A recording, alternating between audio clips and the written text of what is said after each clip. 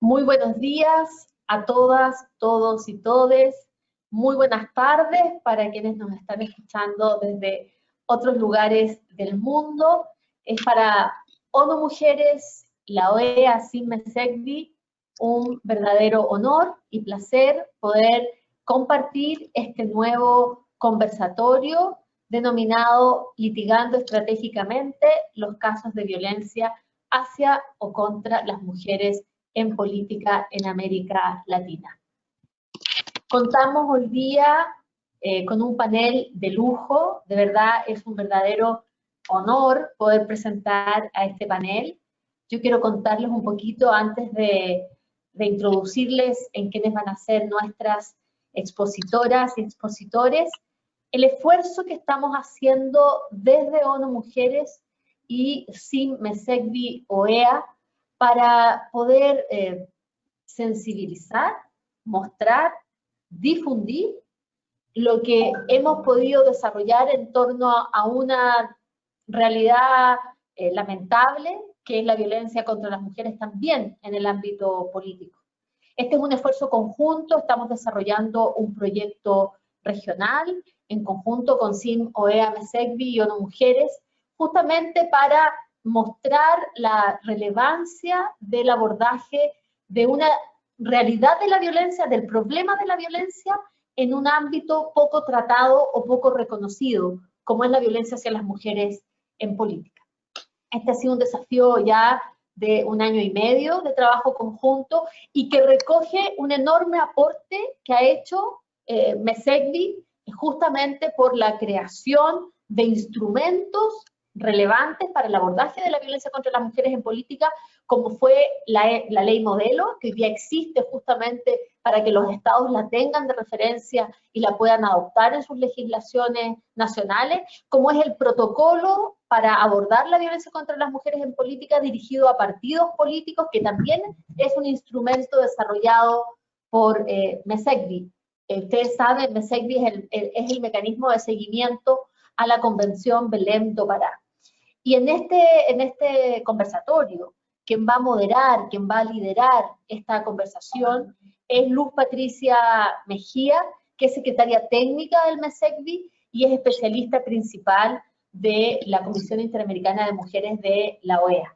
Luz Patricia no solamente es nuestra colega, es una querida amiga, pero además es una tremenda profesional que ha dedicado su vida profesional a los derechos humanos de las mujeres, a la defensa de los derechos de las mujeres y además ha dedicado también a generar normativas que permitan el abordaje justamente de la vulneración de los derechos de las mujeres.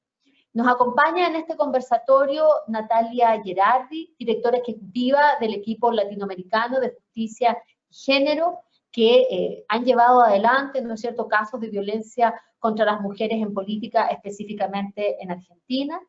Nos acompaña Rosa Celorio, ex abogada principal de la Comisión Interamericana de Derechos Humanos, decana asociada para estudios jurídicos internacionales y comparados en la Facultad de Derecho de la Universidad de George Washington, y que tiene la experiencia de litigar ante la Comisión Interamericana, y Arsenio García Cores, abogado en derechos humanos y autor de la publicación Estándares de Protección de Derechos Humanos de las Mujeres, herramientas necesarias para la defensa de su participación política.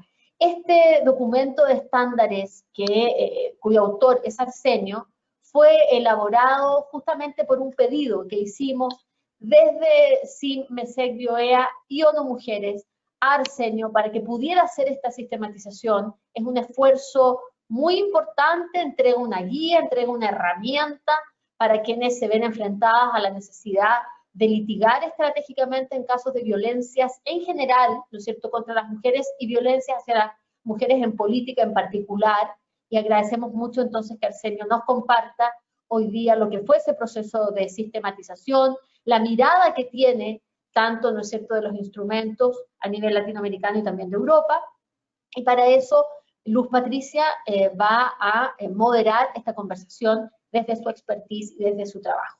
Sin más, les dejo entonces con mi colega Luz Patricia Mejía. Muchas gracias. Gracias, Paula. Bueno, bienvenidos y bienvenidas. A todas las personas que nos acompañan en este momento, bienvenidas para muchos también. Bueno, como ya nos introducía Paula en esta actividad, estamos muy contentas de contar con la participación tanto de Natalia, Rosa y Arsenio, que son tres grandes especialistas en estos temas que vamos a estar viendo hoy. Y bueno, queríamos decirles que parte del ejercicio que vamos a estar haciendo hoy es un poco pensar con el documento que ustedes tienen, que vieron en pantalla y que pueden bajar a través de nuestras páginas web, cómo tender los puentes necesarios en este camino que se ha recorrido de defensa de los derechos humanos de las mujeres en el área de prevenir, sancionar y erradicar la violencia contra las mujeres, tanto en el ámbito interamericano como en el ámbito eh, internacional y en el ámbito europeo, como con esas herramientas empezar a visibilizar cuáles son los caminos que podemos utilizar, los estándares que podemos utilizar, los mecanismos que en el litigio estratégico que las mujeres, las activistas, los y las familiares de muchas de mujeres que no están aquí hoy en día con nosotras, pero que ese activismo permitió empezar a crear brechas y caminos sustantivos para la defensa de nuestros derechos. Y en específico lo vamos a utilizar para la defensa de los derechos políticos de las mujeres en el ejercicio, no solo de llegar al ejercicio del poder, sino de mantenerse. Para ello les recordamos nuestro hashtag, más mujeres en política, hashtag mujeres libres de violencia, que son como los dos lemas que vamos a estar trabajando el día de hoy. Bueno, como ya nos presentaba Paula a nuestro invitado y nuestras invitadas, vamos a contarles que vamos a tener algunas experiencias que nos van a compartir tanto Natalia como Rosa y Arsenio, y luego vamos a ir introduciéndonos desde los conceptos de violencia política contra las mujeres por razones de género, hasta cuáles son esas herramientas que están en ese documento de estándares de protección de los derechos humanos de las mujeres, herramientas necesarias para la defensa de la participación política.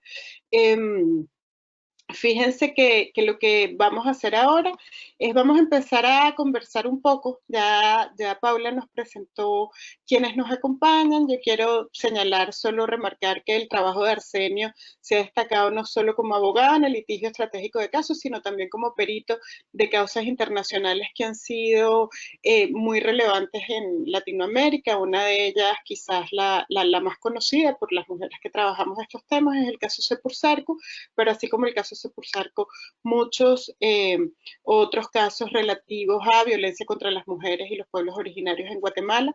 Creo que parte de esa experiencia es la que vamos a compartir hoy con Arsenio, y además de eso, bueno, Arsenio es investigador, es docente de derechos humanos, es un gran colega, pero un hombre que es un compañero que nos acompaña en estas luchas por la dignidad de las mujeres, pero sobre todo un gran amigo, quien queremos y respetamos muchísimo.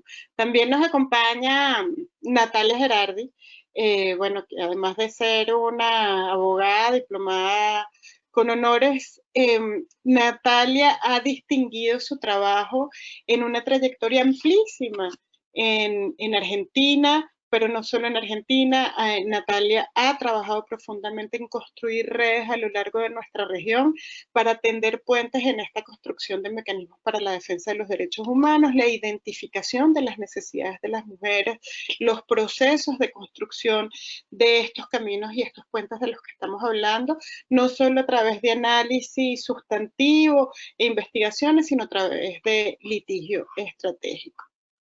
Y por último, quiero presentar a mi querida profesora en todos los sentidos, no solo porque ahorita está enseñando, sino pues desde luego Rosa ha sido las personas que más me ha enseñado a mí a transitar este camino del derecho internacional de los derechos humanos de las mujeres. Rosa, tuvimos el privilegio de trabajar juntas en la Comisión Interamericana de Derechos Humanos y tuve el privilegio también de ser su alumna, no solo en el ámbito laboral, sino también en el ámbito académico. Rosa, como ha trabajado muchos años en los organismos internacionales, trabajó en Naciones Unidas, trabajó 13 años en la Comisión Interamericana de Derechos Humanos y Rosa es, digamos, el poder tras bastidores de muchas de las decisiones que analizamos durante este proceso. Rosa ha redactado casi que con su puño y mano muchas de las decisiones que para nosotros son fundamentales, pero también ha sido y seguirá siendo como pilar fundamental del ejercicio crítico del análisis de los derechos humanos con una perspectiva de género. Entonces, con estas tres maravillosas intervenciones vamos a tener un proceso de análisis del trabajo que estamos haciendo ahorita.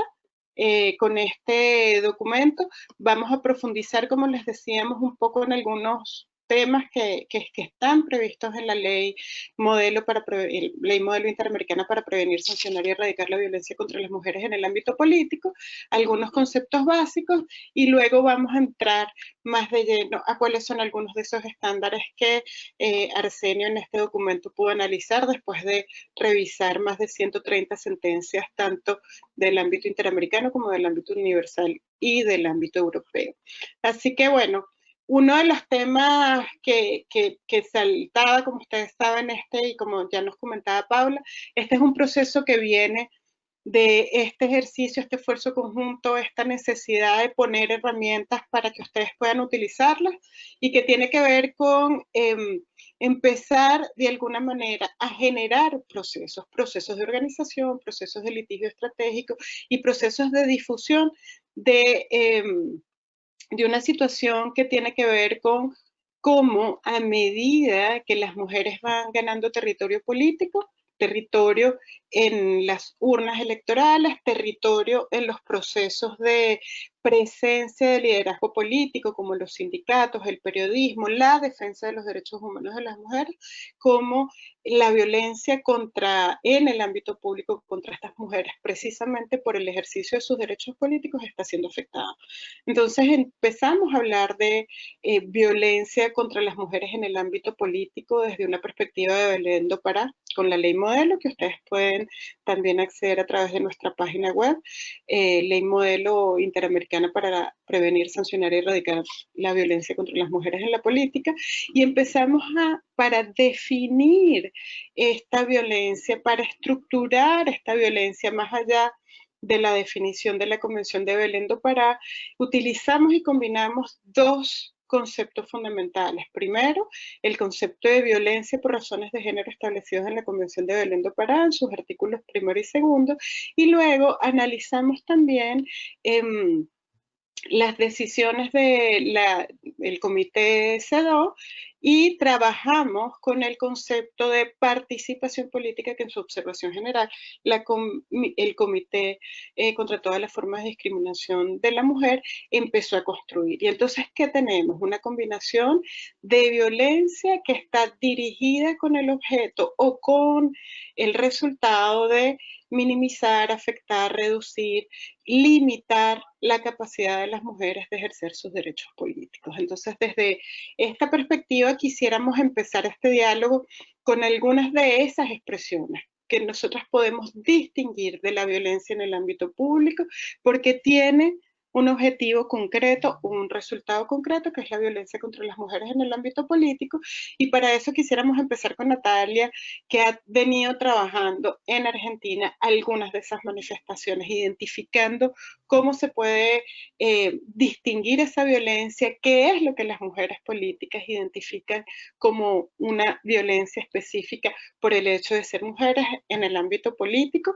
Entonces vamos a iniciar esta conversación. Natalia, cuéntanos un poco del trabajo que ustedes han estado haciendo desde el equipo latinoamericano ELA para la defensa de los derechos de las mujeres y que han visto allí qué es lo que las mujeres políticas identifican como violencia, cuáles son esos mecanismos que se utilizan. Háblanos un poco de esa investigación que ustedes están trabajando.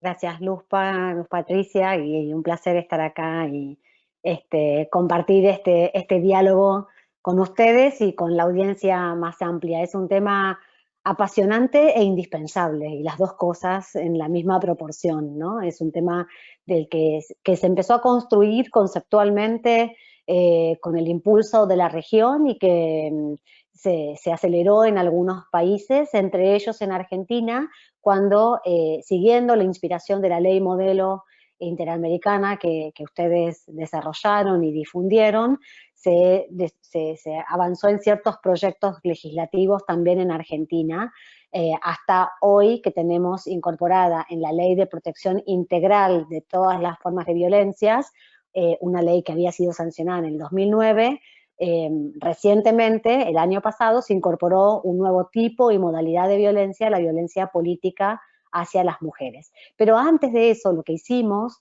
desde ELA fue tratar de generar evidencia que mostrara que este era un problema en Argentina. Porque es cierto, cuando miramos y comparamos con otros países de la región, donde tal vez las manifestaciones de la violencia política hacia las mujeres son más crudas, más evidentes, más graves y definitivas y físicas en sus consecuencias, alguien podría creer que en Argentina eso no era un problema. Entonces, lo que nos parecía que hacía falta era mostrar con evidencia empírica aquello que sabíamos quienes hablábamos con mujeres políticas de distintos partidos, de todos los partidos y de diferentes edades, y poner en palabras y en datos aquello que eran sus experiencias cotidianas de trabajar y militar en la política y generarse un espacio para la participación política sustantiva. Entonces hicimos en el año 2018 un trabajo de investigación con una muestra de 45 mujeres que ya tenían cargos en la política nacional y en la ciudad de Buenos Aires, representando 11 provincias distintas de las 24 jurisdicciones de Argentina, para mostrar cuál era su experiencia y su percepción de las situaciones de violencia que habían vivido en el ejercicio de la política. Cuando empezamos ese trabajo, en la encuesta y la entrevista que hacíamos con ellas, el 73% de ellas inicialmente ya reconocía que había sufrido situaciones de violencia política por razones de género a lo largo de su trabajo político. Cuando terminábamos el cuestionario y después de haber recorrido y mostrarlo las experiencias concretas a las que nos referíamos cuando hablábamos de diferentes expresiones de violencia política, el 82% dijo, sí, no, tuve experiencias de violencia política a lo largo de mi carrera. Subió casi 10 puntos porcentuales la percepción de haber vivido violencia política cuando le ponías nombre y apellido, cuando ejemplificabas con el tipo de conductas, con la metodología que se hacen habitualmente las encuestas y las entrevistas en relación con temas de violencia. ¿Dónde nos decían que vivieron específicamente y en mayor medida estas agresiones? Generalmente en Internet, en las redes sociales, pero también en las sedes o espacios de actividad del partido y aún en el recinto, en el ámbito del recinto legislativo. Y las personas que identificaban como agresores no solamente eran las personas semi-anónimas de las redes sociales, sino que también identificaron en una proporción bastante importante, 67%, alguien del propio partido o alguien de otro partido político. Entonces, las expresiones de violencia también son muy, muy vívidas de parte de personas con las que comparten militancia. Cuando hablamos de la prevalencia según los tipos de violencia, el 50% nos dijo que había vivido formas de violencia psicológica, el 28% violencia simbólica y el 22% violencia económica. Es menos prevalente las situaciones de violencia física o sexual que reconocían, que son menos del 10% en los dos casos. Pero, ¿qué situaciones constituyen formas de violencia? Bueno, el quitarles la palabra, el retraerles la participación en el espacio público, la mirada sobre su trabajo, que no son valoradas y que algún textual decían, bueno, vos decís algo y nadie te escucha, pero a los 10 minutos lo dice un varón y todo el mundo aplaude. O pasan a tu lado como si fueras un poste. O te tratan de nena o de chiquita aunque tengas 20 años de experiencia. Esas expresiones en realidad lo que hacen es ir tratando de minar la relevancia de su participación y de su aporte a la política, como si no fuera tan valioso como el trabajo que hacen sus colegas. La verdad es que ese trabajo fue bien interesante porque nos permitió ponerle números y ponerle testimonios a las experiencias de violencia que reconocían, iniciaban desde la militancia, ¿no? Desde la militancia hasta estudiantil o en los primeros años de la juventud. Y las que nos contestaban, estos son mujeres que tenían en promedio 48 años, de modo que ya tenían una trayectoria larga de consagración, digamos, en los espacios más fuertes de la política nacional.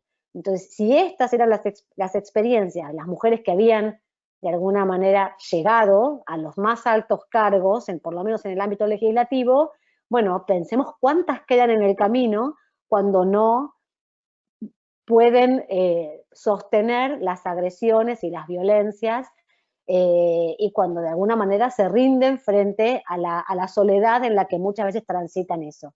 Por eso, solo para terminar, digamos,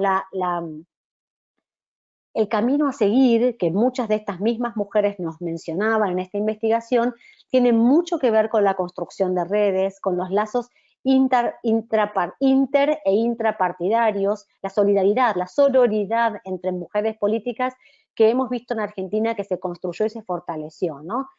Se aborda este problema transversalmente entre los partidos políticos porque se reconoce que no es privativo de ninguna fuerza política y que es generalmente una forma de violencia que ataca principalmente a las mujeres insurrectas, en cualquiera sea el partido en el que estén. Lo que se ataca es la falta de conformidad con la media de lo que se espera de una mujer. Muchísimas gracias, Natalia. Muy interesante porque yo creo que parte, como tú muy bien lo señalás y como nos lo mostraba esa encuesta, lo que no hay es una autoidentificación porque tenemos naturalizada la violencia. Y eso me recuerda ese libro famoso de este español que acabo de olvidar el nombre, Mi marido me pega lo normal. Miguel, se me fue el nombre, pero bueno, era lo que hace unos 20 años, Miguel Lorente, hace unos 20 años las mujeres, él decía que en su experiencia de médico forense, las mujeres le llegaban y él, todas llenas de hematomas, y él les preguntaba, ¿pero su marido le ha pegado antes? Él decía, bueno, las mujeres contestaban, bueno, no, me pegaba lo normal, ¿no? Pero esta vez se pasó. Entonces, y hacía el paralelismo de que, bueno, las víctimas de un delito quieren que se sancione al delincuente. Las víctimas de la violencia de género no siempre. Y eso pasa un poco también en la violencia política, cuando es el compañero de partido, el jefe de partido, los jerarcas del partido, los que son los agresores de la violencia, ¿no? Un poco las mujeres evalúan el costo de mantenerse en la carrera política versus el costo de, digamos, cuestionar, litigar, rebelarse a esa violencia naturalizada que sufren las mujeres en el ámbito político. Entonces yo creo que muy interesante poder ver cómo este camino que hemos transitado en la defensa de los derechos internacionales tienen un arraigo profundo, más que en las leyes nacionales, en el reconocimiento de estos derechos a través de instrumentos internacionales. Entonces con eso yo quisiera darle la palabra a Rosa, quien también nos está acompañando, pero lamentablemente su cámara no está funcionando y bueno, son las cosas de esta era de la pandemia que no siempre nos podemos relacionar como quisiéramos para vernos y para abrazarnos y para compartir más entretenidamente persona a persona, pero tenemos a Rosa aquí. Rosa, ¿nos escuchas? Sí, escucho. ¿Me escuchan bien? Sí, perfecto. Bueno, entonces tenemos a Rosa acá y yo le quería preguntar a Rosa, el papel de la Convención Interamericana para prevenir, sancionar y erradicar la violencia contra las mujeres, el papel de la Convención contra todas las formas de discriminación de las mujeres, el papel de la Convención Americana de Derechos Humanos, ¿no? ¿Cómo se interrelacionan estos conceptos previstos en tratados internacionales con la vida y la cotidianidad de las mujeres? Muchas gracias, Luz Patricia. Quiero agradecerte muchísimo por la invitación y también quiero saludar y reconocer tu trabajo dedicado y continuo en el avance de los derechos de las mujeres. Quiero agradecerte a ti, al MESECBI, a la CIM y a ONU Mujeres por la organización de este evento tan importante, y para mí realmente es un honor estar compartiendo este panel con todos los panelistas que tenemos esta mañana, que son personas de muchísima experiencia y compromiso con el tema de los derechos de las mujeres. Y quería hablarles un poquito esta mañana, un poco de estos instrumentos internacionales, y como comentaba Luz Patricia esta mañana, yo creo que un tema muy importante y un pilar del tema que estamos discutiendo hoy es la relación entre la violencia política y la violencia contra las mujeres en general. Cuando estamos hablando de violencia política contra las mujeres, no estamos solamente hablando de un área especializada del problema de la violencia contra las mujeres, sino que estamos hablando de una forma de violencia contra las mujeres. Y eso realmente es muy relevante para los instrumentos internacionales que ya tenemos.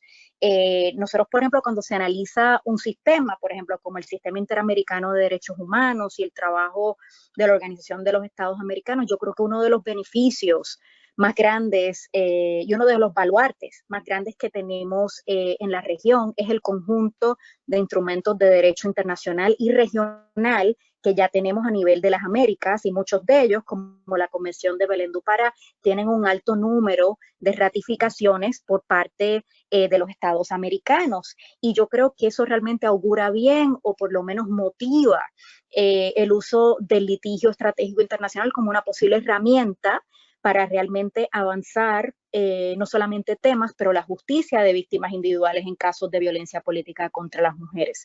En cuanto a los instrumentos per se, me gustaría destacar que cuando uno piensa en los instrumentos también del sistema interamericano, es bueno pensar también en esa relación entre la Convención Americana y la Convención de Belén do Pará, que es nuestro instrumento especializado de violencia contra las mujeres, y la relación de la Convención Americana con los otros instrumentos especializados del sistema interamericano. A mí me gusta ver los instrumentos como un conjunto, como complementarios cuando se están litigando casos de violencia contra las mujeres. Creo que uno de los aspectos más importantes de la Convención Americana es que es un documento de un alcance muy amplio.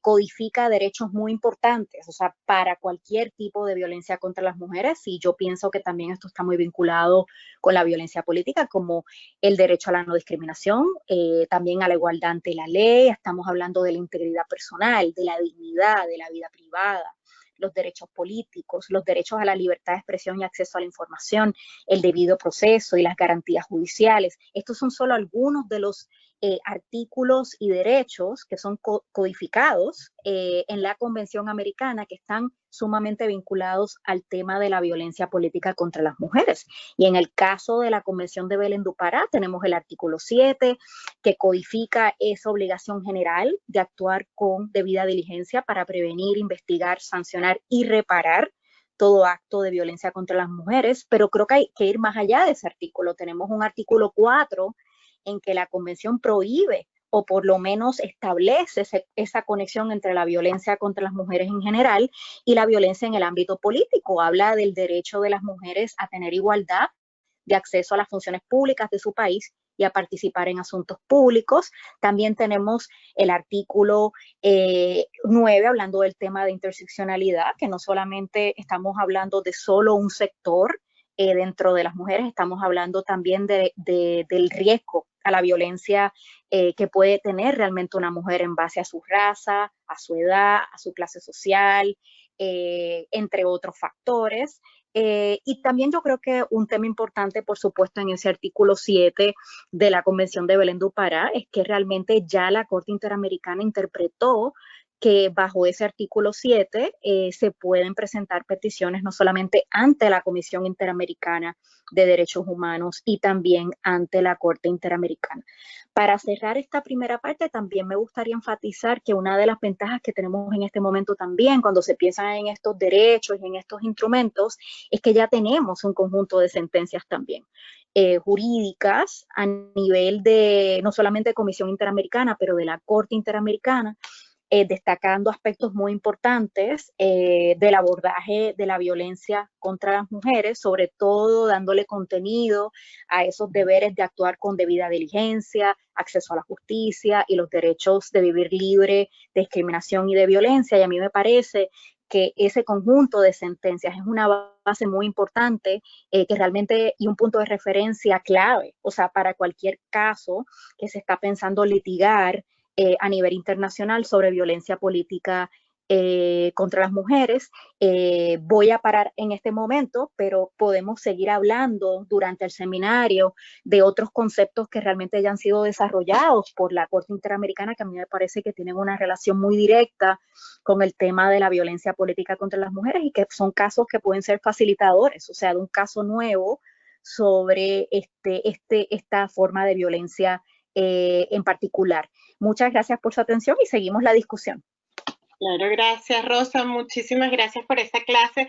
Vamos a algunas de esas decisiones. Bueno, comentábamos al principio de este evento que quien ha hecho el trabajo de analizar para este instrumento que queríamos, esta herramienta que trabajamos, bueno, de leerse todas esas gran cantidad de páginas que tiene cada una de las decisiones, más de 130 decisiones en el ámbito, como decíamos, internacional, interamericano y europeo.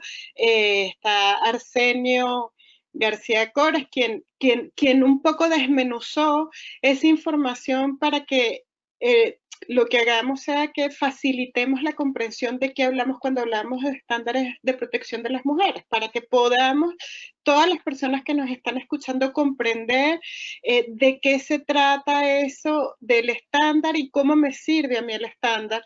Y entonces yo solo me leo un párrafo, 2 párrafos, 3 párrafos, que son los que necesito, que me pueden dar una visión para, como decíamos anteriormente con Natalia y como lo decía Rosa, utilizar el derecho internacional para anclar en el trabajo nacional la defensa de estos derechos, porque no necesariamente en nuestros países. México tiene ahorita una norma que protege a las mujeres en el ámbito del ejercicio de la política libre de violencia. También Argentina ahorita en el marco del ámbito de la ley integral. Sin embargo, la mayoría de esta región todavía no ha tipificado la violencia contra las mujeres en el ámbito de la política, y nos corresponde entonces comprender desde esas decisiones internacionales, desde esos estándares, cuáles son las herramientas que vamos a utilizar, desde las obligaciones que tienen los estados, desde la obligación de convencionalidad, aplicar el derecho nacional. Entonces, le voy a dar la palabra a Arsenio para que nos cuente un poco qué fue lo que él encontró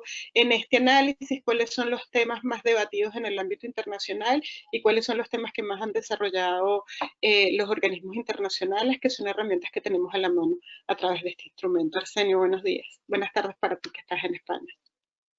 Buenos días, buenas tardes desde España a todas las participantes en este evento y a quienes nos están viendo y escuchando. Ante todo, debo agradeceros la invitación, agradecerla a ONU Mujeres, a la SIM y al MESECVI por el honor y la oportunidad de poder compartir este tiempo y espacio virtual con todas ustedes. Y antes de responderte o de pasar a la respuesta, pues los agradecimientos, ¿no? También debo destacar, es de justicia destacar y agradecer la labor indispensable de Adilia de las Mercedes, directora de la Asociación de Mujeres de Guatemala, AMG, en el diseño y desarrollo de este documento. Sin su participación no hubiera tenido la calidad que sin duda tiene. Y en la misma línea también os quiero agradecer a vosotras dos, Luz Patricia y Paula, y también a Alejandra Negrete por vuestras aportaciones durante la elaboración del documento en cuestión. Sin vosotras seguro que no hubiera sido lo que finalmente es, ¿no? Y respecto a la pregunta que me formulas, a ver, el objetivo primario, como tú ya bien has dicho, era la generación de una herramienta jurídica accesible para fomentar el aumento de litigios estratégicos en casos de violencia política contra las mujeres. Y con ese objetivo, de accesibilidad, se hizo la selección de sentencias y resoluciones a estudiar. Ya dijiste antes, 130. procedentes tanto a nivel universal como regional, tanto del derecho internacional de derechos humanos como del derecho penal internacional, tanto de jurisprudencia y doctrina, digamos, generalista, como de aquellas particularmente referidas a la violencia contra las mujeres. La sistemática de la herramienta, en correlación con ese harto citado objetivo de la accesibilidad, es sencilla. Se divide básicamente en dos partes, ¿no? Una primera destinada a aclarar una serie de conceptos base necesarios para abordar la violencia contra las mujeres. Conceptos tales como el derecho de las mujeres a una vida libre de violencia, el derecho a la igualdad y a la no discriminación, la determinación de la cultura de violencia y discriminación basada en el género, el impacto diferenciado de la violencia en las mujeres, la impunidad y, finalmente, distintos elementos constitutivos del tipo de diferentes delitos contra las mujeres. Por ejemplo, la violencia psicológica, la violencia en el ámbito doméstico o en el de cualquier otra relación interpersonal, en el ámbito laboral, esclavitud, desaparición forzada, violencia política y, por supuesto, la violencia sexual. Y la segunda parte de la herramienta aborda las obligaciones de los Estados relativas a la prevención, protección, sanción y erradicación de la violencia contra las mujeres, partiendo desde las obligaciones particulares de los propios Estados en relación con el derecho internacional público, para luego centrarse sobre todo en el derecho al debido proceso. Y dentro de este, el principio de diligencia debida como principio esencial y transversal a todas las etapas, tanto investigativas como judiciales. Esta idea central de que la herramienta fuera lo más accesible posible fue la que también empujó a prácticamente eliminar la redacción de cualquier explicación adicional. A cada concepto, como tú bien señalabas antes, Luz Patricia, a cada concepto se le relaciona directamente con uno o varios párrafos de una o varias resoluciones. Esto en cuanto a la sistematicidad del documento, pero en cuanto a nivel material de contenido, tú me preguntabas estándares que se pueden destacar. Más allá de los estándares, yo te voy a plantear varias conclusiones, ¿no? Una primera se refiere a algo que es objetivo, al mayor número de resoluciones del sistema americano respecto a los estándares a mantener en los casos de violencia contra las mujeres que en otros ámbitos, que a nivel global, que a nivel europeo. Esto revela algo obvio, ¿no? Que llegan más casos de violencia contra las mujeres al sistema interamericano que otras jurisdicciones internacionales. Pero lo más importante, creo yo, es en relación al contenido de las decisiones emanadas. A mi juicio, y bueno, creo que puedo eliminar lo de a mi juicio, más evolucionado en el sistema interamericano que en otros sistemas, y en particular que en el europeo. De esto podríamos hablar luego largo y tendido en algún momento. La segunda conclusión es que a día de hoy, y también lo has señalado antes, lo habéis señalado, también lo ha dicho Natalia, no hay todavía ninguna resolución positiva a nivel regional y universal relacionada ex profeso con la violencia política contra las mujeres. Y esta conclusión trae de alguna manera a la tercera de la mano, ¿no? A pesar de no referirse expresamente a casos de violencia política contra las mujeres, los estándares recogidos a nivel global y regional y sistematizados en la herramienta que se presenta son plenamente aplicables a los casos de violencia política contra las mujeres. Insisto, plenamente aplicables. Ya lo señalaba Rosa, ¿no? No estamos hablando de un ámbito distinto, estamos hablando de una forma. No hay nada que cambie en la base, ¿no? Sino más bien en la cáscara. Y la cuarta conclusión es relativa a los estándares más llamativos. Y digo llamativos y no importantes, ya que de una u otra manera todos lo son. Eso, son importantes, pues que a mi juicio es su interdependencia la verdadera fortaleza de la trama tejida por estos diferentes estándares y en la que ninguno sobra. Dicho esto, como esos estándares llamativos, se podría citar a nivel general, por ejemplo, el derecho a la igualdad como principio de jus cogens, que la violencia contra las mujeres es discriminación y supone el incumplimiento del deber de diligencia por parte de los Estados. Que los Estados no solo tienen el deber de abstenerse de generar situaciones de discriminación, sino también de ayudar al avance social para evitar la discriminación. Que la cultura de violencia y discriminación basada en el género no solo es estructural, sino que implica la tolerancia de todo el sistema. Y que el impacto diferenciado de la violencia en las mujeres es y debe ser un estándar de valoración. Por su parte, a nivel procesal, pues para mí los estándares más llamativos son, entre otros, que los Estados tienen el deber de protección y prevención de la violencia contra las mujeres y que su falla en estos deberes no tiene por qué ser intencional para suponer responsabilidad. Estos dos deberes deben llevarse a cabo a través de medidas prácticas y efectivas. Que el derecho de acceso a la justicia en los casos de violencia contra las mujeres debe ser un derecho reforzado.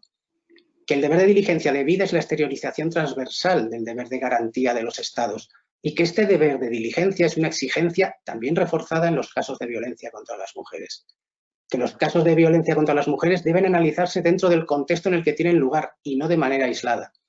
Que la aplicación de los enfoques de género, de diversidad étnico-cultural y de edad, entre otros, no son una prerrogativa de los Estados, sino un deber. Asimismo, la inversión de la carga de la prueba cuando se ha alegado un trato discriminatorio. La declaración de la víctima como prueba esencial, con el mismo valor que otras pruebas y sin necesidad de corroboración. El derecho a la reparación y, por supuesto, la proscripción de estereotipos y prejuicios de género. He dejado este último punto para el final de la enumeración porque a mi juicio es uno de los estándares fundamentales dentro del deber de debida diligencia, por ser origen de la violencia contra las mujeres, por estar detrás de cada acto de violencia contra ellas, de alguna manera fundamentándolo, dándole cobertura y justificación social. Por ese motivo, su omnipresencia, seguro, estoy convencido, que a lo largo de este conversatorio vamos a poder tener la oportunidad de profundizar más en esta cuestión.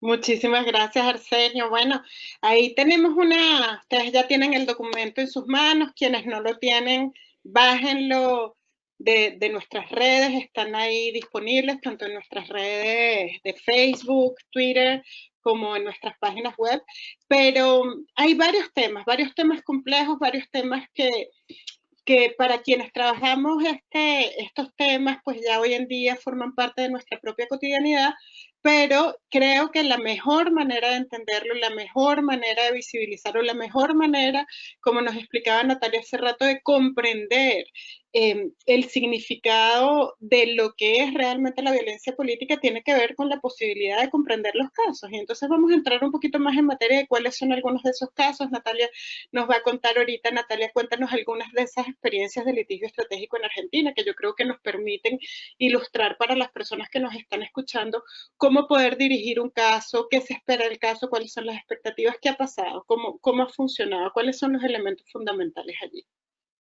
Natalia. Como no, mira, creo que uno de los puntos centrales que mencionaban ustedes anteriormente es la comprensión de la violencia política de una manera integrada a las otras expresiones de la violencia, ¿no? La violencia política es una forma más y un ámbito en el que se manifiesta un continuo de violencias que son las expresiones extremas de la discriminación, de la estereotipación, de la disminución del valor de las mujeres y de lo femenino, que en este caso se da en el ámbito de la política. Y entonces esa mirada, ese abordaje integral de las violencias, de alguna manera es tributario de lo que hace la propia Convención de Belém do Pará, que brinda esa definición abarcativa de la violencia en diferentes manifestaciones y ámbitos, y también es tributario de la forma en que las leyes de segunda generación en la región de América Latina empezaron a construir una mirada integral e integrada de las violencias y sus expresiones. Ahora, más allá de si la violencia en la política es o no un delito, como otras formas de violencia y otras manifestaciones, si es tipificada o no como un delito por las leyes penales de un país, de todas maneras es una vulneración de los derechos humanos. Argentina tomó ese camino. Argentina no tipifica penalmente, no describe un delito específico de ciertas manifestaciones de violencia, sino que lo aborda desde una ley integral con una mirada más anclada en los derechos humanos y en el derecho constitucional. Entonces, la violencia contra las mujeres en la política es sin duda una vulneración de los derechos humanos, una afectación de la dignidad de las mujeres, de las posibilidades efectivas de su ejercicio y práctica política. Entonces ahí, bueno, cuando miramos qué estrategias abordar qué estrategias desplegar para abordar la violencia en la política, hay dos centrales, una es la prevención y otra es la reparación, ¿no? En todo el trabajo de prevención tenés primero la visibilización del fenómeno, la identificación de las formas y modos que adopta para diseñar estrategias de prevención adecuadas a las diferentes expresiones de esa violencia. Pero después tenés, sin duda, como recordaban ustedes en sus presentaciones y expresamente establece la Convención de Belém do Pará, la obligación de reparación, ¿no? De restitución de derechos. Y ahí es donde entran a jugar la posibilidad de armar un caso, de construir estratégicamente la situación que está viviendo una mujer concreta en determinado momento, o un grupo de mujeres, en un caso que se pueda amplificar más allá de su situación específica. En Argentina hemos visto esos casos recientemente en relación con los reemplazos cuando se trata de definir quién va a ocupar, por ejemplo, una banca de la Cámara de Diputados o de Senado, en una lista que en Argentina el sistema electoral es de listas en general, y entonces ingresan las personas en una lista que tiene el mandato de paridad, recientemente, de acuerdo con una ley que reformó el Código Nacional Electoral en el año a fines del año 2017, y que se puso en práctica por primera vez en el 2019, en nuestras elecciones anteriores, pasadas, digamos, a fines del 2019. Ahora, cuando se trata de reemplazar a un varón que deja el cargo legislativo para asumir otro cargo por diversos motivos, porque va al Ejecutivo, porque es designado en una misión internacional o por lo que sea, se generaron varias disputas en muchos partidos políticos y agrupaciones electorales en relación con quién reemplaza ese cargo. Y entonces, en relación con 2 o 3 de esos casos a nivel nacional y a nivel provincial, acompañamos una estrategia de visibilización de la vulneración de los derechos políticos de las mujeres, que eran a través de una interpretación arbitraria y amañada de la legislación, trataban de saltearla en el orden de la lista, y en lugar de darle el cargo que le correspondía por seguir en el orden de la lista que había sido electa, trataban de saltearla 1 o 2 o hasta 3 cargos más abajo en busca de un varón para reemplazar un varón por otro varón. Eso lo conceptualizamos como una forma de violencia política, en el sentido de haber tratado y en algún caso lo lograron, pero tratar de forzar una interpretación arbitraria y amañada de una legislación que fue concebida para promover la paridad de género y lograr que haya más mujeres en ámbitos de representación política, en ámbitos legislativos, que todavía no tienen el 50% en ninguno de los espacios legislativos a nivel nacional y provinciales, y forzar esa interpretación para que desplazar a la mujer del derecho que tenía de ocupar esa banca. Entonces, a través de la visibilización del caso, de una estrategia transversal en la que acompañaron mujeres de diversos partidos políticos, en una forma y una expresión de sororidad muy relevante, porque muestra la convicción de que se trata de casos que impactan y tratan de buscar el silenciamiento de las mujeres políticas como grupo, más allá del partido político de que se trate.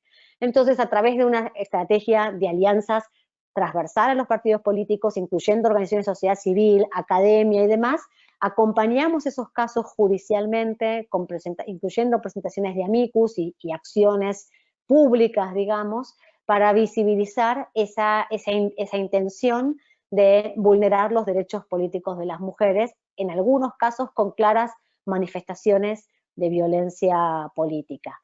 En algunos casos la decisión de la Cámara Nacional Electoral fue favorable, en otros fue más cuestionada, pero es un tema al que le falta desarrollo conceptual, y para lo cual recurrir a los estándares internacionales que ustedes han relevado y sistematizado en esta publicación va a ser muy interesante.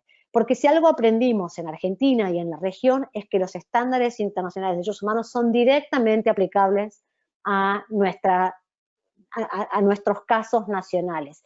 Y hemos recurrido a eso en infinidad de situaciones y de argumentaciones sobre otros derechos vulnerados de las mujeres, y la tradición de muchas de nuestras cortes constitucionales o nuestras cortes supremas es tomar esos estándares y enriquecer la jurisprudencia nacional a partir de ese desarrollo del ámbito internacional y regional de derechos humanos.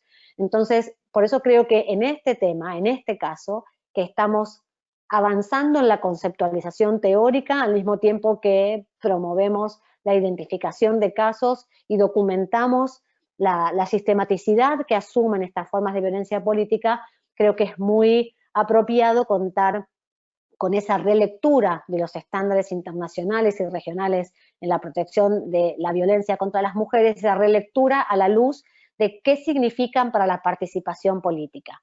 De modo que estamos muy entusiasmadas en contar con esta herramienta adicional que nos ofrecen desde CIM, MESEC y ONU Mujeres, y creemos que va a ser realmente muy importante para seguir avanzando en esta línea. Gracias, Natalia. Bueno, creemos que estamos convencidas de eso. Quiero decirle a las personas que nos escuchan que en el chat del webinario tienen todos los documentos de los que hemos estado hablando, tienen la ley modelo para erradicar la violencia contra las mujeres en la política, tienen también el protocolo de partidos políticos, tienen el documento del que hemos estado hablando y que estamos compartiendo con ustedes hoy en día, y también tienen documentos de los que Natalia estaba hablando respecto de las investigaciones específicas sobre la violencia contra las mujeres en el ámbito de la política en Argentina, que también puede ser de mucha utilidad para el trabajo que ustedes estén desarrollando. Bueno, vamos a continuar y entonces Natalia planteaba algunos temas que yo creo que son fundamentales en el litigio estratégico de los casos en el ámbito internacional, pero que también son fundamentales en el ámbito internacional, porque llevar un caso que en el ámbito nacional no resultó, tiene muchos desafíos, por supuesto, tiene muchas complejidades, pero al mismo tiempo también el propio proceso de llevar un caso a nivel internacional es un proceso que enriquece, que fortalece, que dinamiza las dinámicas de la defensa de los derechos humanos de las mujeres, específicamente en este caso de las mujeres en la política, y cómo utilizar esas herramientas internacionales en el ámbito nacional, pero también en la justicia internacional, es muy relevante. Entonces, por eso queremos contar un poco con la experiencia de Rosa, quien, como les comentaba anteriormente, estuvo durante 13 años manejando de manera directa el grupo de casos referidos a violación de los derechos humanos de las mujeres, y creo que sería muy interesante, Rosa, que nos contaras un poco sobre, bueno, cuáles son las ventajas y las desventajas de llevar un caso a nivel internacional, desventajas si las hubiera, pero sobre todo los desafíos, y también que nos hablaras un poquito del contenido y de la complejidad de cómo fue el desarrollo de esos estándares y cómo comprender un poco más esas decisiones de las que nos hablabas hace un ratico. Rosa. Gracias, Luz Patricia. ¿Me escuchan bien? Sí, te escuchamos perfectamente. Perfecto, muchas gracias. O sea, yo creo que ahí se pueden identificar definitivamente una serie de ventajas y desventajas del litigio estratégico internacional. O sea, creo que entre las ventajas, una cosa que yo vi muy de cerca y todavía estudio muy de cerca, sobre todo ahora que estoy en el ámbito académico, es que con un caso individual siempre hay la posibilidad de sentar unos estándares jurídicos que pueden tener algún tipo de efectividad a nivel nacional o adopción a nivel nacional.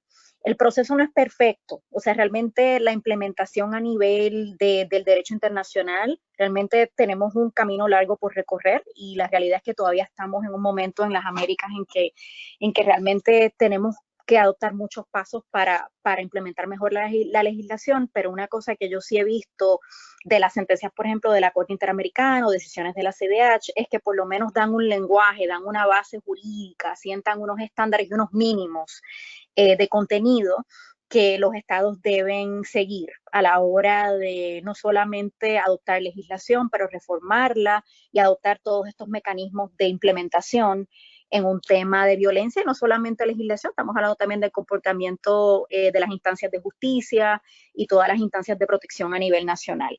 Yo creo que también un tema interesante cuando se está pensando en litigio estratégico internacional es la posibilidad de ejemplificar. Y yo creo que en el caso de la violencia política, precisamente, eso es uno de los vacíos que tenemos en este momento. Nosotros necesitamos un caso paradigmático de violencia política contra las mujeres que llegue a la Corte Interamericana, que la Corte siente unos estándares y que dé un ejemplo a nivel regional de cómo se ve o cómo se puede manifestar ese tipo de violencia política contra las mujeres. Han habido casos que, en mi opinión, han llegado y han sido fallados por la Corte Interamericana, que se puede argumentar que son casos que tienen componentes o matices de violencia política contra las mujeres, pero que no necesariamente se han tratado así porque no fueron conceptualizados así. Por ejemplo, el caso de las lideresas de la Comuna 13 en Colombia. Al final del día es un caso de defensoras de derechos de las mujeres, es un caso de autonomía organizativa, es un caso de los riesgos que enfrentan las defensoras de derechos de las mujeres cuando están en posiciones de liderato y defensa de los derechos humanos en situaciones de conflicto armado, y sí tiene matices de violencia política contra las mujeres, pero no necesariamente fue argumentado o litigado así. O sea que realmente también eso es un tema que cuando tú piensas en el sistema interamericano y piensas en los foros internacionales, también depende mucho cómo el caso sea presentado o litigado. Yo creo que ahí la CIMA ha hecho unas contribuciones muy importantes con sus estudios de violencia política contra las mujeres, en el sentido de que está motivando que en la región conceptualicemos el tema, que haya más legislación sobre el tema y que por consiguiente haya más casos en donde realmente se hace a la lupa del caso ante un foro como la CIDH o la Corte Interamericana, porque realmente la CIDH y la Corte Interamericana dependen mucho de los casos que se han presentado, o sea, para realmente poder fijar esas sentencias. Otras ventajas que yo vi muy de cerca es que creo que el proceso de litigio estratégico puede ser un momento muy reparador para las víctimas individuales. Uno de los privilegios que yo tuve realmente trabajando en la CIDH fue trabajar muy de cerca con muchas víctimas de violaciones de derechos de las mujeres. Y muchas de ellas lo decían. Esta es la primera vez, por ejemplo, iban a una audiencia ante la CIDH o iban a una audiencia ante la Corte Interamericana y decían, esta es la primera vez que a mí una instancia cuasi judicial o judicial me ha respetado, me ha tratado con dignidad y ha escuchado mi historia. O sea, para muchas víctimas el proceso de pasar por la CIDH y la Corte Interamericana de por sí es muy reparador. Aparte de, por supuesto, el conjunto de reparaciones integral que nosotros realmente promovemos en casos de violaciones de derechos de las mujeres, la experiencia de las víctimas puede ser muy poderosa en un caso cuando se está litigando a nivel estratégico internacional. También creo que sobre todo cuando son casos paradigmáticos puede ser un momento muy importante, cuando hay un caso pendiente ante la CIDH o la Corte Interamericana, puede ser un momento muy importante de reflexión también para la comunidad regional y la comunidad internacional del tema de ese caso, de la forma de violencia. Yo creo que hay casos muy paradigmáticos de mujeres como Campo Algodonero y hay muchos que se pueden mencionar que fueron adoptados por la Corte Interamericana, que fueron momentos muy importantes de reflexión, y sobre todo los casos que traen temas novedosos, como el caso de la fecundación in vitro, el caso de Karen Atala, de orientación sexual. Todos estos casos realmente marcaron una pauta importante en la historia del sistema interamericano, del abordaje de los derechos de las mujeres, y dieron pie para unas discusiones que yo creo que han beneficiado en muchos sentidos, o sea, lo que son los estándares actuales, ¿no? Y también yo creo que un tema, cuando se está pensando en litigio estratégico, yo siempre le digo esto a las víctimas y con las organizaciones que trabajo, que creo que es importante pensar en el litigio estratégico como una parte o un componente de la estrategia. Creo que, por ejemplo, cuando uno piensa en el trabajo de la CIDH, o de la Comisión Interamericana de Derechos Humanos, hay muchos mecanismos. Está el de casos individuales, está el de medidas cautelares, están los comunicados de prensa, las audiencias, las solicitudes de información, y creo que es bueno que el caso individual sea acompañado de una estrategia integral, usando no solamente un caso individual, y usar una estrategia integral puede ayudar a avanzar ese caso individual más. En cuanto a las desventajas, yo creo que todos los que hemos trabajado con el sistema interamericano saben que esto es un sistema lento, y también es un sistema que el desarrollo de los derechos de las mujeres ha sido muy gradual y ha tomado mucho tiempo. O sea, realmente nosotros no empezamos a ver sentencias realmente de derechos de las mujeres hasta después del 1994, que se adopta la Convención de Belén do Pará, y realmente pensando en la historia del sistema no tenemos tantas sentencias de derechos de las mujeres, considerando la gravedad y la magnitud del problema de la violencia en nuestros países, del problema del femicidio, del feminicidio, todos los problemas que tenemos de violencia contra las mujeres y de discriminación contra las mujeres. Entonces, cuando estamos pensando en el sistema interamericano, a pesar de que es un sistema que yo creo que ha abierto unas puertas importantes para tratar temas de derechos de las mujeres, sí es un sistema que ha habido unos desafíos grandes para desarrollar el tema, y afortunadamente estamos en un momento mejor para el sistema. Ahora tenemos muchas comisionadas mujeres lo cual eso es algo que no se debe dar por sentado. O sea, yo cuando empecé a trabajar en la Comisión Interamericana en el 2004, yo empecé a trabajar con una comisión que tenía una mujer y después se convirtió en una comisión que eran todos hombres. Y el caso de Campo Algodonero, nosotros lo desarrollamos ante una comisión que eran todos hombres. Entonces ahora yo, por ejemplo, cuando veo que la comisión tiene todas esas mujeres comisionadas, es algo que hay que saludarlo, hay que celebrarlo y hay que trabajar hay que tratar de sostenerlo. No tenemos la misma situación en la Corte, o sea que te da una idea de realmente lo difícil que todavía es la situación de discriminación contra las mujeres en la región. Las mujeres no están sentadas en puestos de decisión todavía en la región en muchos sentidos y eso se puede permear también en el litigio estratégico. Entonces es importante como que también cuando se piensan en estas estrategias de litigio estratégico, esto tiene un contexto, ¿no? Entonces a mí me gusta ser positiva. Yo le digo a la gente, hay que usar el sistema y hay que usar lo que tenemos, pero también uno tiene que ser estratégico. Entonces también ver cuál es el momento actual. Yo sí creo que estamos en un momento mejor, o sea, tenemos más comisionadas mujeres, tenemos más sentencias, tenemos más desarrollo de estándares, tenemos una sociedad civil muy fuerte, como Natalia estaba diciendo, una sociedad civil estratégica que realmente ha acompañado estos procesos de forma histórica. O sea, yo creo que tenemos muchas cosas a nuestro favor, pero todavía litigar casos a nivel internacional tiene sus desafíos también.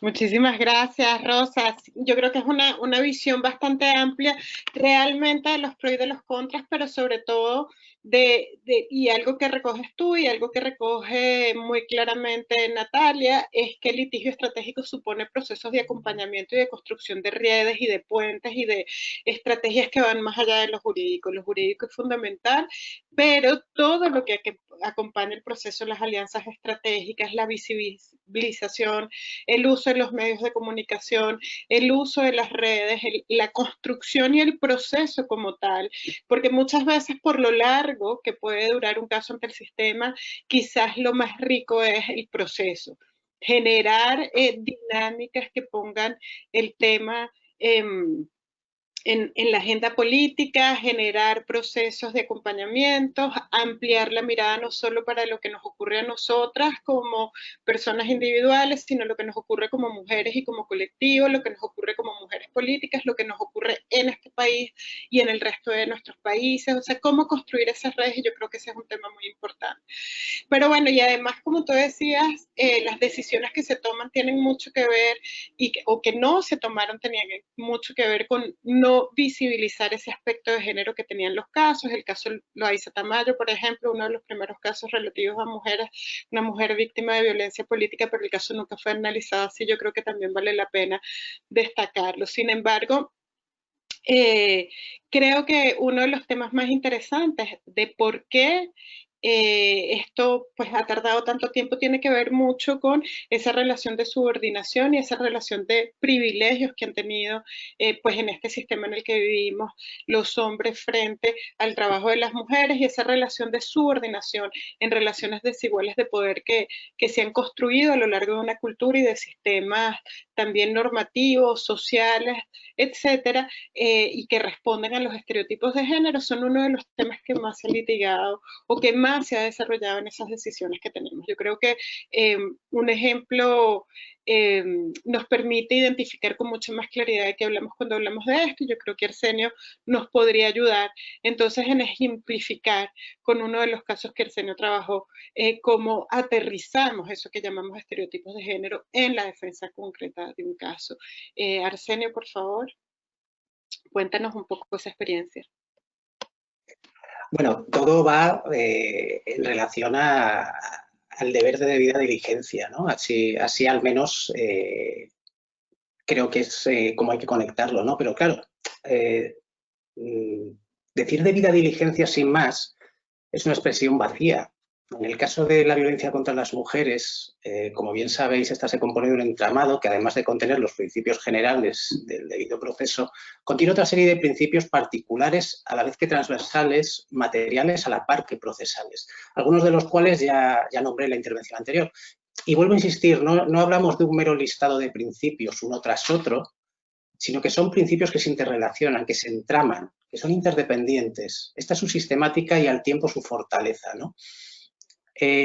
Tú, Luz Patricia, me hablabas de estereotipos a través de un caso. Yo creo que va a ser muy útil analizar, por ejemplo, el deber de debida diligencia en la valoración del testimonio de las mujeres víctimas de graves violaciones de derechos humanos. A través, tú señalabas antes el caso en la presentación, a través del caso de Sepur Sarco, ¿no? Un caso que, como bien sabéis, supuso la condena de militares por los crímenes de lesa humanidad, de esclavitud y torturas sexuales, entre otros, cometidos contra mujeres y niñas quechí durante el conflicto armado interno en Guatemala. Claro, antes de eso, ¿cómo suelen ser valorados los testimonios de víctimas y testigos? Pues normalmente a través de la libre valoración de la prueba y sobre la base de las máximas de la experiencia, las reglas de la sana crítica, la íntima convicción. ¿Y cuáles son estas máximas o reglas? Que, por ejemplo, no es creíble que las mujeres puedan denunciar una agresión sexual tiempo después de que haya sucedido. Que si una mujer se resiste podrá evitar ser violada. Que si no se resiste no es creíble que haya sucedido la agresión. Que en general hay que desconfiar del testimonio de las mujeres porque tienden a denunciar falsamente. O en el caso de Sepur, denuncias de esclavitud sexual 30 años después, llenas de contradicciones en fechas y en otros puntos. ¿Cuál es la máxima de la experiencia a aplicar? ¿Son estas preguntas máximas de la experiencia? Juristas de prestigio, como Ruiz, Cook o Agatón, han alertado y siguen alertando de que en un gran número de ocasiones, cuando aludimos a una máxima de la experiencia, dicha máxima no posee esa naturaleza, puesto que en realidad se está haciendo referencia a simples convenciones sociales habitualmente repletas de prejuicios y que no atienden al método científico. Y esta es la cuestión. ¿Cuál es el método científico que el personal jurídico y de investigación utiliza para conceder credibilidad a un testimonio? ¿Existe ese método?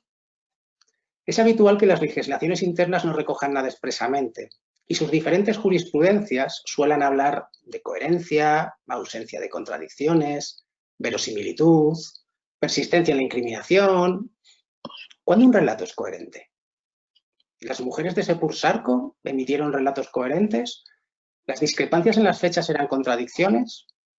¿Las mujeres que no persisten en la incriminación no son creíbles? ¿Hay que creer en el testimonio o hay que creer a la persona? En definitiva, ¿existe en realidad un método científico por el que consideramos un suceso como creíble o simplemente, como hacemos la mayor parte del tiempo, creemos aquello que encaja con nuestra manera de ver el mundo sin más?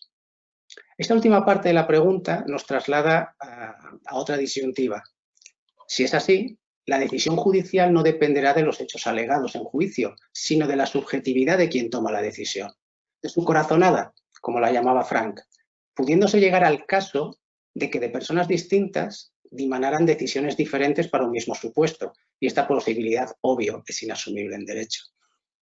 La evitación de esta posibilidad, y particularmente del impacto de la subjetividad contraria a derecho de quien toma la decisión, exige que la valoración jurídica pertinente se haga a partir de un marco de análisis estructurado, racional, consistente e imparcial, bajo el estándar probatorio adecuado, obviamente. Un análisis que comprenda, entre otros, la coherencia del testimonio a nivel interno y con otros testimonios, su congruencia, su verosimilitud y, finalmente, su credibilidad. Esto es, el juicio respecto a si se llena el estándar pertinente de prueba. Esta metodología, brevemente esbozada, es el armazón de la herramienta jurídica que tanto Adilia de las Mercedes como quien les habla desarrollamos para aplicar los estándares internacionales de credibilidad a la valoración de los testimonios de las víctimas en casos graves de violaciones de derechos humanos, y que fue la base de 4 peritajes realizados en 4 casos de crímenes de lesa humanidad contra la población maya durante el conflicto armado interno en Guatemala. El caso de Sepur Sarco fue uno de ellos y es el único sobre el que puedo comentar, puesto que los demás ahora todavía están sub iudice. Y creo es importante que quede claro un elemento. La finalidad de esta metodología no es tratar de determinar si los testimonios de las víctimas son creíbles, sino por qué deben ser creíbles. Esto es lo esencial.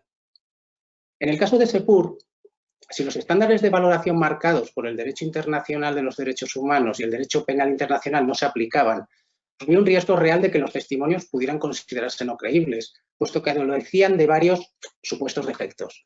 Por ejemplo, No todas las mujeres de Sepur fueron víctimas o testigas de los hechos que narraban, lo que generaba relatos muy heterogéneos sobre los mismos hechos.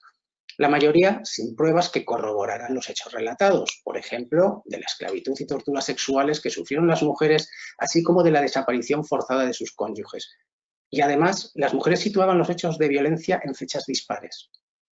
Aunque había algunos elementos a favor, por ejemplo, mantenían los hechos centrales, no se equivocaban a la hora de situar a determinada víctima o victimario en determinado suceso, y en algunos casos eran relatos extremadamente detallados.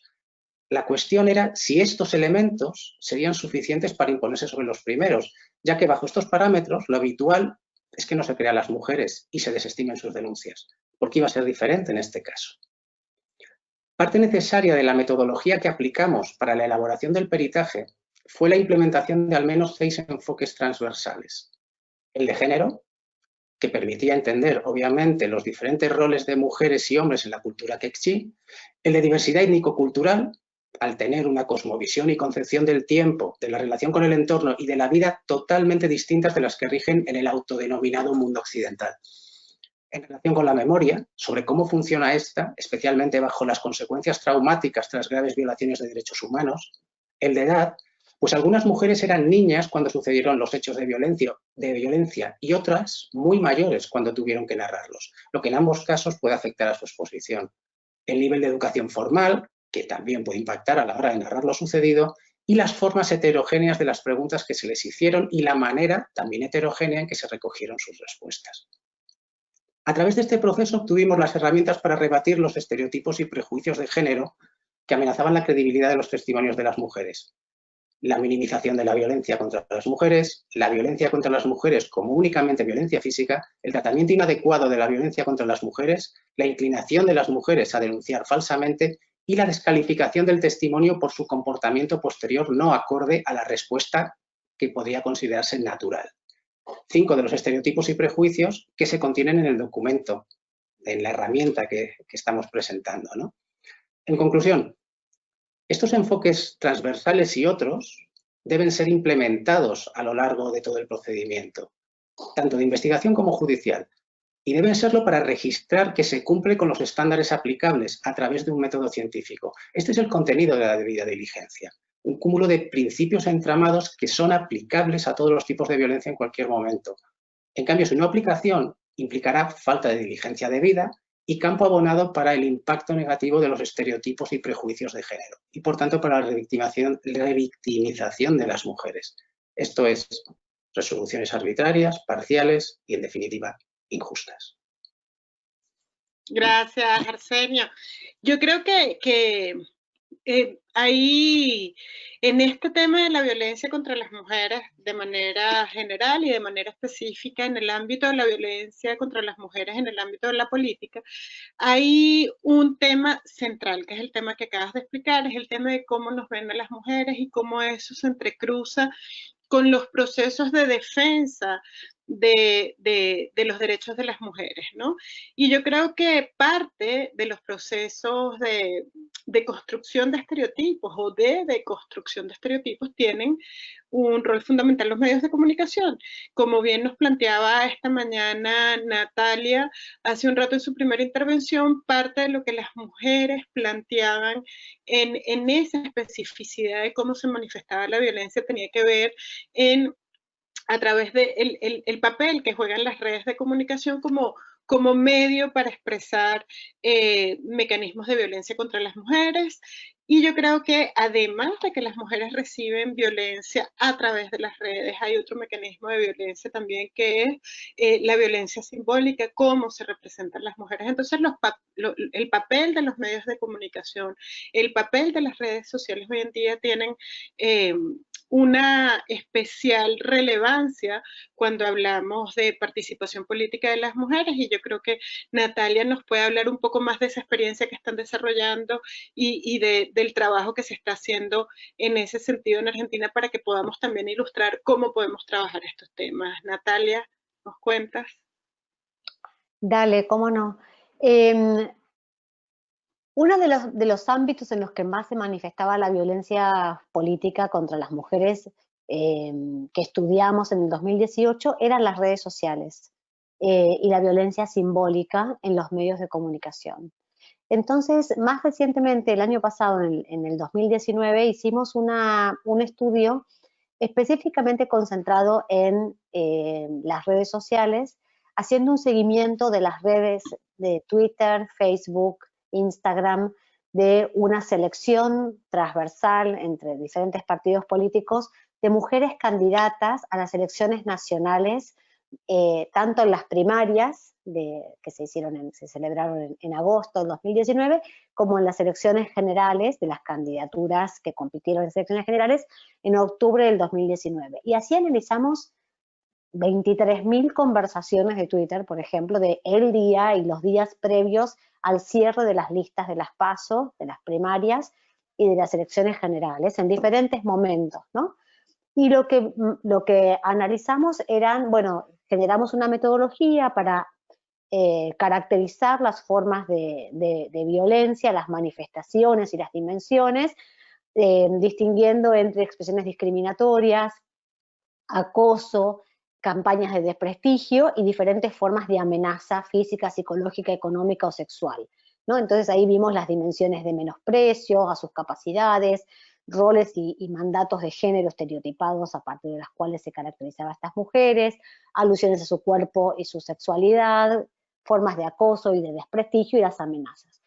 Bueno, lo que vimos es que la prevalencia de estas violencias es realmente muy alta, que se concentra especialmente en las candidatas jóvenes y en las candidatas, como decía antes, que rompen la norma, ¿no? Porque las redes sociales son un espacio de violencia y de virulencia, respaldados por el anonimato, hay una cantidad de ataques, muchas veces sistemáticos, sobre cualquier persona que tenga una voz pública y sobre las personas que trabajan en política en general, pero las expresiones con marca de género en esas formas de discriminación y de violencia y de amenazas hacia estas candidatas mujeres era muy significativo, muy impactante.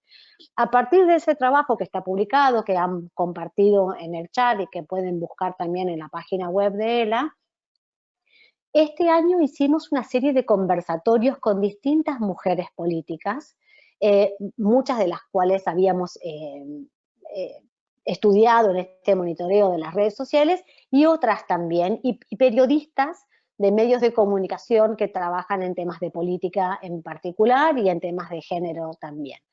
Y en estas conversaciones lo que tratamos de comprender con ellas y de desarrollar conjuntamente era una serie de, por un lado, de conceptualizaciones, también de experiencias de cómo transitan esos espacios y esas formas, qué estrategias de acompañamiento resultan más o menos adecuadas y de qué maneras las ponen en práctica, pero sobre todo avanzamos en comprender en sus propias palabras qué es lo que significa para ellas estas expresiones de violencia en las redes sociales.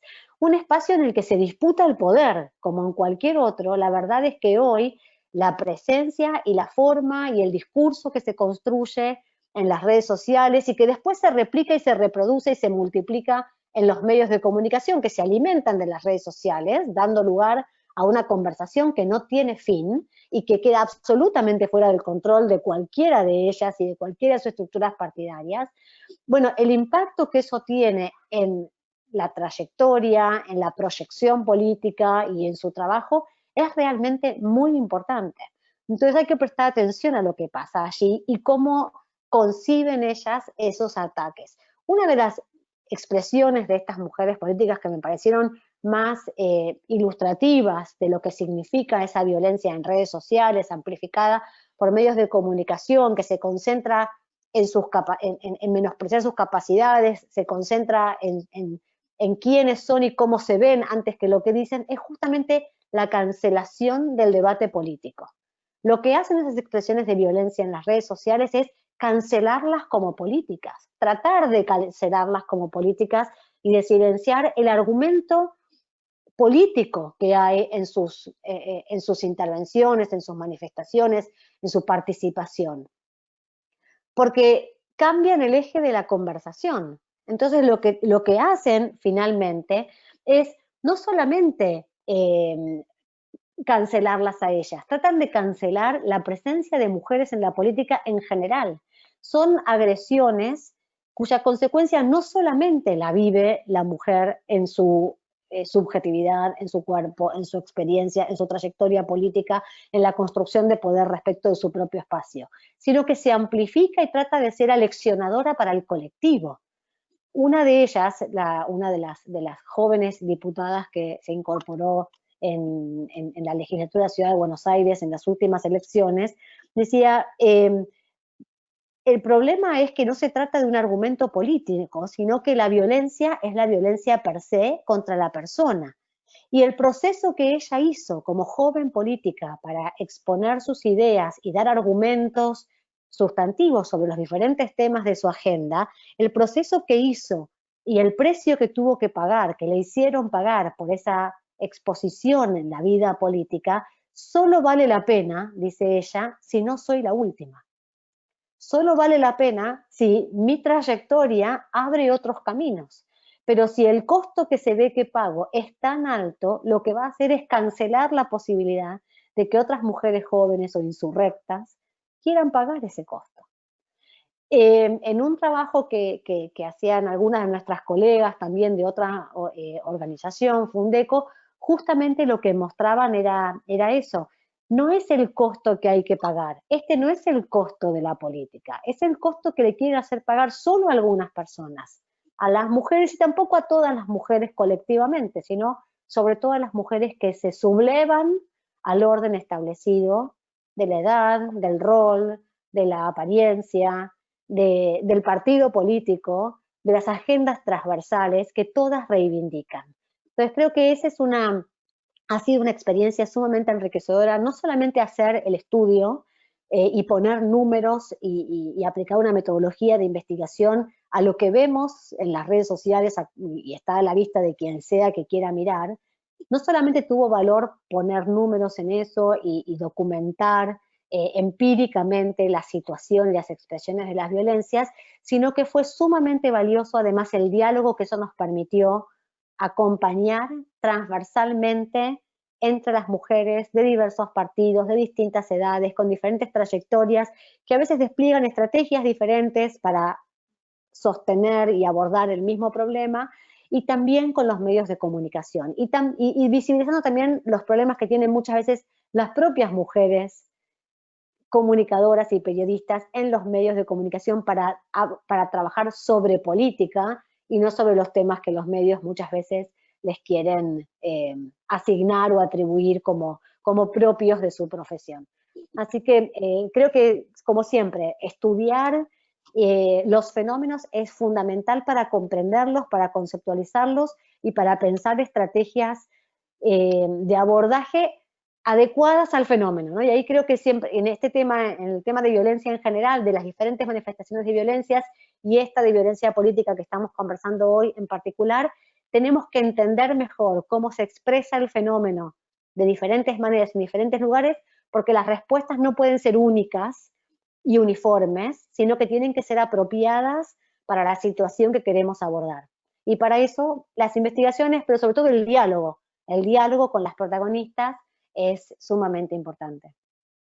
Muchísimas gracias por esa experiencia, Natalia. Creo que además, como decía antes, hay muchos temas inexplorados. Por ejemplo, ¿cuál es el papel de las redes para no seguir difundiendo una mentira, una falsedad, para no seguir difundiendo un estereotipo que hace daño y que digamos, no está protegido por las protecciones propias de la libertad de expresión? Yo creo que hay todavía temas inexplorados, temas que tensionan, temas como el derecho a la información, la libertad de expresión, el derecho a vivir libre de violencia y libres de discriminación de las mujeres. Son temas que todavía nos falta mucho camino por recorrer, pero que desde luego, como anunciaba anteriormente, tienen digamos, una construcción muy sólida en estereotipos de género que seguimos viviendo y seguimos, que se siguen materializando en millones de decisiones a lo largo de la región y que tenemos que seguir trabajando en ello. Y precisamente por eso y por la importancia que tienen los estereotipos de género que son proscritos por la convención, yo creo que que me gustaría también escuchar un poco a Rosa, que estuvo trabajando en el desarrollo conceptual de algunos de estos temas a lo largo de varias de las decisiones que se tomaron en la Comisión Interamericana, porque lo que ocurre es que esos estereotipos de género reproducidos en el sistema educativo, reproducidos en el sistema informativo al que estamos sometidas de manera permanente, vía las redes, vía los medios de comunicación social, vía los mecanismos informales de educación y de socialización que tenemos, tienen un impacto también no solo en las mujeres que vivimos, sino también en los decisores y las decisoras de las decisiones de violencia contra las mujeres. Entonces, ¿cómo impactan esos estereotipos de género en el nivel judicial y cómo desde el trabajo internacional también ha habido un desarrollo importante de lo que es el concepto de estereotipos de género en el ámbito judicial, de lo que es estereotipos de género y cómo impactan en el marco de una investigación, cómo impactan en el marco de una decisión. Rosa, cuéntanos un poquito de esa experiencia. Gracias, Luz Patricia. Efectivamente, el tema de estereotipos de género es uno de los temas más graves y yo diría más complejos de abordar en el ámbito de los derechos de las mujeres. Si pensamos en la jurisprudencia internacional, o sea, yo creo que en el caso del sistema interamericano, el tema de estereotipos ha estado ahí en la línea jurisprudencial desde el principio. O sea, uno mira, por ejemplo, un caso como el de María Eugenia Morales de Sierra, de Guatemala, en que tenemos un código que realmente le asignaba distintas responsabilidades a cada pareja en un matrimonio en base a su sexo. O sea, realmente ya se empieza a insertar ese tema dentro de la línea jurisprudencial y realmente se ve bastante también en las sentencias de la Corte Interamericana. Tenemos el caso de Campo Algonero, que la Corte hace mención explícita de cómo los estereotipos impactan negativamente el procesamiento judicial de los casos de violencia contra las mujeres y en el caso de Campo Algonero de la búsqueda de mujeres desaparecidas y de realmente el enjuiciamiento de estos casos de manera diligente y pronta. Pero también tenemos un desarrollo del tema de estereotipos en los casos de Guatemala, los casos de mujeres desaparecidas y asesinadas en Guatemala, y cómo esos estereotipos impactan realmente a todas las instancias de justicia en todos los momentos. Yo creo que un caso interesante es el caso de Bely Franco, pero también creo que mucho del análisis de estereotipos o el mejor análisis de estereotipos de género que ha hecho la Corte Interamericana ha sido en casos de derechos sexuales y reproductivos. Y es, por ejemplo, estamos hablando del tema de violencia política contra las mujeres el día de hoy, pero yo creo que es bien importante mirar todas estas sentencias y ver cómo se complementan y cómo pueden ayudar o servir como un marco de referencia importante para un caso de violencia política contra las mujeres. Hay 3 casos en particular que a mí me parece que son muy fuertes, o sea, de la Corte Interamericana sobre estereotipos de género.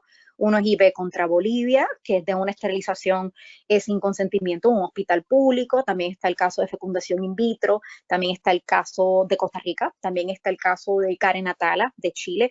Y son todos casos que realmente se habla bastante del tema de estereotipos de género, pero por supuesto creo que es un tema que hay que desarrollar mucho más en la jurisprudencia de casos individuales. Yo creo que la sentencia reciente que falló la Corte Interamericana en el caso de Paola Albarracín también es bien importante, sobre todo porque tiene que ver con funcionarios públicos y los incidentes de violencia que son materia de este caso ocurrieron en instituciones educativas y en el ámbito público. Entonces, creo que también es un caso que también puede dar unos matices importantes ahí, pero yo también creo que en el tema de estereotipos de género es importante mirar otros tribunales también. La Corte Europea ha estado fallando unos casos muy interesantes con desarrollos, en mi opinión, muy, muy, muy importantes sobre estereotipos de género. En algunos de esos casos, simplemente para hacer mención, uno de ellos es Konstantin Markin contra Rusia, otro caso es VC contra Eslovaquia y otro caso es Carvalho Pinto contra Portugal, y son casos que realmente ejemplifican, son casos mucho más centrados en lo que en violaciones de derechos humanos que realmente están muy directamente y explícitamente conectadas con temas de estereotipos de género y que conceptualizan el tema de los estereotipos de género. Yo tengo un artículo discutiendo este tema, si también es de interés lo puedo compartir, pero creo que es uno, en mi opinión, los estereotipos de género es uno de los temas más complejos para analizar jurídicamente, pero es uno de los más necesarios y me parece que es un tema prioritario y al final del día, a la hora de la práctica, o sea, es uno de los temas que más impide, como quien dice, que no veamos más mujeres en puestos de decisión, en puestos políticos y que realmente impiden el ejercicio pleno de los derechos de las mujeres. También hay muchos trabajos académicos desarrollados sobre el tema de estereotipos de género. Entonces lo comento, por ejemplo, para personas que están conectadas, que están pensando en armar casos, etcétera, el trabajo de Rebecca Cook, el trabajo de Simeon Cusack, o sea, son todas autoras que han estado trabajando mucho en el tema de estereotipos de género, también Alexandra Timmer, por ejemplo, Lourdes Peroni, o sea, hay mucho trabajo escrito y lo importante me parece es que ese trabajo se pueda traducir a casos individuales. Y también les iba a comentar que el comité de la CEDAW falló una decisión también muy interesante sobre el tema de estereotipos de género en un caso de las Filipinas, es el caso de Karen Vertido, y yo creo que cuando uno mira todos estos casos, probablemente es la decisión más detallada de lo que son estereotipos de género en un proceso judicial de violencia, y como decía Arsenio, hay muchos temas, o sea, que surgen en un caso, credibilidad de la palabra de la víctima, estereotipos de su conducta, o sea, cómo todos estos componentes pueden impedir la efectiva investigación de un caso de violencia contra las mujeres. El caso de Karen Vertido contra Filipinas, adoptado por el comité de la CEDAW, es un caso que ejemplifica de una manera muy interesante y explícita, no una cosa que se ve todos los días en casos individuales, como esos estereotipos de género realmente se manifiestan en un proceso judicial para tratarlo como menos importante y para realmente en muchos sentidos desestimar causas y en muchos sentidos causar retrasos y en otros sentidos simplemente no sancionar al agresor, inclusive en casos en donde hay evidencia contundente. Pero a mí me parece que es un tema fundamental, sobre todo cuando se está pensando en litigio estratégico y cómo mejor usar los casos individuales para avanzar los derechos de las mujeres en un ámbito como la violencia política. Sí, exactamente. Yo creo que muchísimas gracias, Rosa. Haznos llegar, si me haces llegar por un WhatsApp el documento, lo ponemos en el chat para que las personas lo puedan acceder y circular y también, por supuesto, para compartirlo en nuestras redes. Pero bueno, seguimos trabajando con este tema porque, como mencionábamos anteriormente, creemos que es uno de los temas centrales que tiene que ver con la violencia contra las mujeres en todos los ámbitos y que, por supuesto, tiene impacto en el ámbito de la violencia política. Y entonces queríamos preguntarle a Arsenio, en su experiencia como perito, en su experiencia como abogado que ha venido acompañando causas, Arsenio, cuéntanos un poco, aterrizando, cuál ha sido esa experiencia sobre estereotipos de género en un caso preciso, un poco para que podamos visibilizar, ¿no? De mejor manera de qué estamos hablando cuando hablamos de estereotipos en el ámbito de la investigación y de la judicialización de los casos. Muchas gracias, Luz Patricia. Bueno, lo primero es suscribir todo lo que han dicho tanto Rosa como Natalia, ¿no? Es un tema muy, muy complejo, como bien sabéis, y es un tema muy profundo. Y sobre todo, si me permites, yo me voy a centrar en un aspecto que a mí me llama profundamente la atención, ¿no? Y es que cada vez tenemos más información sobre los estereotipos y prejuicios de género. Cada vez hay más resoluciones que los proscriben, ¿no? A nivel universal, a nivel regional. Empezamos a tener presencia ya de esta expresión, ¿no? de la estereotipia de género en legislaciones. Vamos, no tenemos duda de ese impacto negativo y, sin embargo, siguen siendo un obstáculo para que las mujeres accedan a la justicia. Es decir, cada vez tenemos más herramientas, cada vez lo tenemos más naturalizado, que es algo negativo, pero sigue sucediendo. Casi me atrevería a asegurar que la mayoría de quien hace parte del personal judicial y de investigación es cada vez más consciente de que no hay que utilizar ni estereotipos ni prejuicios, ¿no? Que no pueden fundamentar sus decisiones en ellos. Y sin embargo, insisto, siguen sucediendo. Claro, la pregunta que yo me hago es cómo puede ser esto, ¿no? A lo largo de las intervenciones ya realizadas he ido exponiendo diferentes ideas, mis compañeras han ido exponiendo otras perfectamente complementarias y creo que es importante entrelazarlas. Y bueno, ya que me lo pides, pues lo haré a través de un caso también. Es un caso que, de nuevo, Adilia de las Mercedes y yo asesoramos hace unos años. En breves palabras, un tribunal chileno condenó a una mujer por el asesinato de la hija de su pareja masculina. A pesar del alto número de pruebas científicas, ninguna aclaraba quién había cometido el crimen, si el padre o su pareja. El veredicto final dependía, en definitiva, de si el tribunal creía a la mujer o al hombre. Y como era estadísticamente obvio, el tribunal creyó al hombre. ¿Por qué? Pues así, dicho grosso modo, en primer lugar, porque eran 3 hombres quienes conformaban el tribunal, y en segundo lugar, pues por el impacto negativo de los estereotipos y prejuicios de género. A la acusada le fue aplicada toda la estereotipia negativa que rodea la figura de la madrastra. Una mala mujer, una mala madre, en definitiva, alguien violenta y desconfiable. Y el tribunal fue construyendo este perfil a lo largo de la sentencia. Cito solo un párrafo. La sentencia tenía, creo recordar, 83 páginas, o sea, la sentencia daba para mucho. El párrafo dice así: dadas las características de personalidad, que el tribunal no dice cuáles son, la acusada carecía de las competencias para hacerse responsable de los cuidados propios de la maternidad.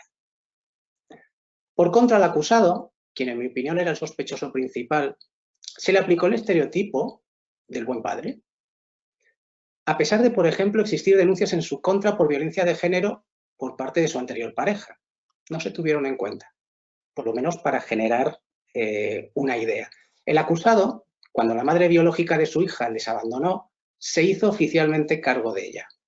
Su obligación, al fin y al cabo, puesto que si no lo hubiera hecho, habría cometido un delito, dependiendo de la jurisdicción, abandono de familia, abandono de menores, etcétera, etcétera. Sin embargo, el tribunal sentenció que esa mera circunstancia, que se hubiera hecho cargo, fue un indicio grave para absolver de los cargos al acusado. Estoy leyendo textualmente. Puesto que fue él quien por iniciativa propia se hizo cargo de la niña, pudiendo claramente no hacerlo. Estos dos estereotipos y prejuicios son la cara y cruz de la misma moneda. Por un lado, la buena mujer, que para serlo debe ser además buena madre. Y como tal, debe dar un máximo, alcanzar la excelencia. Si no alcanza la excelencia, falla en su deber materno, luego falla en ser una buena mujer, lo que supone un indicio de culpabilidad al transformarse ella, en virtud de ese estereotipo y prejuicio, en una mala madre. El buen padre, en cambio, solo necesita dar un mínimo, no abandonar a su hija. No es cuidarla bien, es no abandonarla. Hecho esto, es suficiente para no ser cuestionado y ser absuelto. Por supuesto que este no fue el único estereotipo y prejuicio aplicado por el tribunal, pero sí el expuesto de manera más rotunda. El caso era mucho más complejo. Estuvo repleto de estereotipos y prejuicios de género en todas las fases, tanto investigativa como judicial.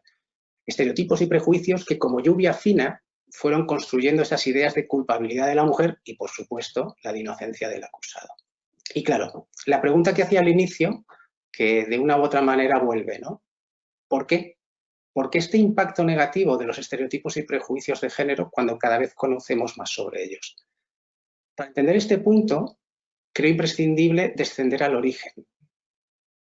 Es decir, para reconocer la estereotipia de género, nombrarla, identificarla, analizar los efectos negativos que produce y encontrar el modo más adecuado de prevenirla o remediarla, creo que es imprescindible conocer cómo opera. No solo sus consecuencias, que es lo que estamos acostumbradas a evaluar, ¿no? o a visibilizar, sino cómo a partir de un simple estereotipo se llega a producir la violencia o su justificación, que también es violencia. De manera breve, el estereotipo es una creencia exagerada asociada con o acerca de las costumbres y tributos, sean reales o no, de un determinado grupo o categoría social. Pero lo principal, a mi juicio, es darse cuenta de que se trata del inicio de una secuencia que va desde lo cognitivo, la imagen estereotipada, que pasa por la actitud, el juicio previo o preexistente, el prejuicio, y finaliza en el comportamiento, la conducta discriminatoria. Es decir, el estereotipo no es el sumum de nada, sino el origen. En el ámbito jurisdiccional, el estereotipo sería una determinada creencia generalizada, el prejuicio la valoración que se hace del tema en cuestión sobre la base de dicho estereotipo, y la actitud discriminatoria, la emisión de una decisión sobre la base de dicho prejuicio. La comprensión de este mecanismo es fundamental para revelar que los operadores judiciales no toman decisiones sobre la base de estereotipos, stricto sensu, sino sobre prejuicios, valoraciones basadas en dichos estereotipos. Ese es el motivo que yo generalmente, si os habéis dado cuenta, no suelo hablar de estereotipos de género, sino estereotipos y prejuicios de género, porque son dos elementos distintos que obviamente van relacionados. Estas valoraciones que hace el juzgador tomarán cuerpo en su mente a través de diferentes mecanismos mentales. Las falacias, que son argumentos inválidos que parecen válidos, los heurísticos, atajos del pensamiento que simplifican la realidad, cuya consecuencia más inmediata será la creación de sesgos de información. Esto es errores generalizados de valoración que provocan la aplicación de tanto las falacias como los heurísticos. Estos sesgos categorizarán y compartimentarán la realidad y permitirán el impacto final de la estereotipa de género que está en el comienzo del proceso mental. Y esta es la clave. Ese supuesto conocimiento que ofrece el estereotipo o prejuicio terminará siendo asumido por el juzgador, no como tal estereotipo o prejuicio, sino como categoría de conocimiento. Reglas de la sana crítica, máximas de la experiencia, ¿recuerdan que hablábamos antes? Por ello, los estereotipos se convierten en indetectables para el juzgador, porque al ser elevados a categoría jurídica, sobre la que además se analizará la prueba, dejan de ser tales estereotipos. No les podemos pedir, no utilicen estereotipos, para ellos no lo son. Son certezas o al menos realidades ampliamente consolidadas que permiten la toma de decisiones. Dicho de otro modo, el travestismo de los estereotipos y prejuicios de género en máximas de la experiencia o reglas de la sana crítica es la causa de su indetectabilidad y de su supervivencia, y por ende de su impacto negativo en la justicia para con las mujeres. De ahí la importancia fundamental de desarrollar una metodología que abarque la fase judicial y de investigación, para así ir reduciendo progresivamente el impacto negativo de los estereotipos y prejuicios de género en la justicia. Resoluciones prontas y justas, no revictimizantes, que a su vez irán revirtiendo dicha estereotipia en la sociedad. Claro, no es todo tan sencillo. Antes comentabais, ¿no?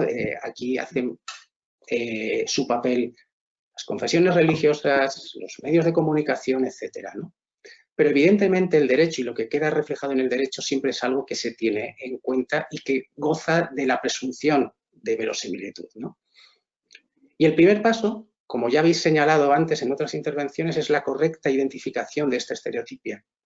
Y de ahí, y vuelvo a la herramienta, el especial hincapié que se ha hecho, que hemos hecho en este punto, ¿no? Y a la hora de presentar la enumeración de hasta 19 estereotipos y prejuicios de género diferentes. No es una lista cerrada, pero creo que ayuda a bajar a la realidad una discusión teórica y con ello a coadyuvar a su identificación de esos estereotipos y de otros, porque como bien habéis señalado, y me limito simplemente a reiterar, creo que es el elemento, si no más fundamental, sí al menos el más complejo de tratar de impedir su impacto negativo, ¿no?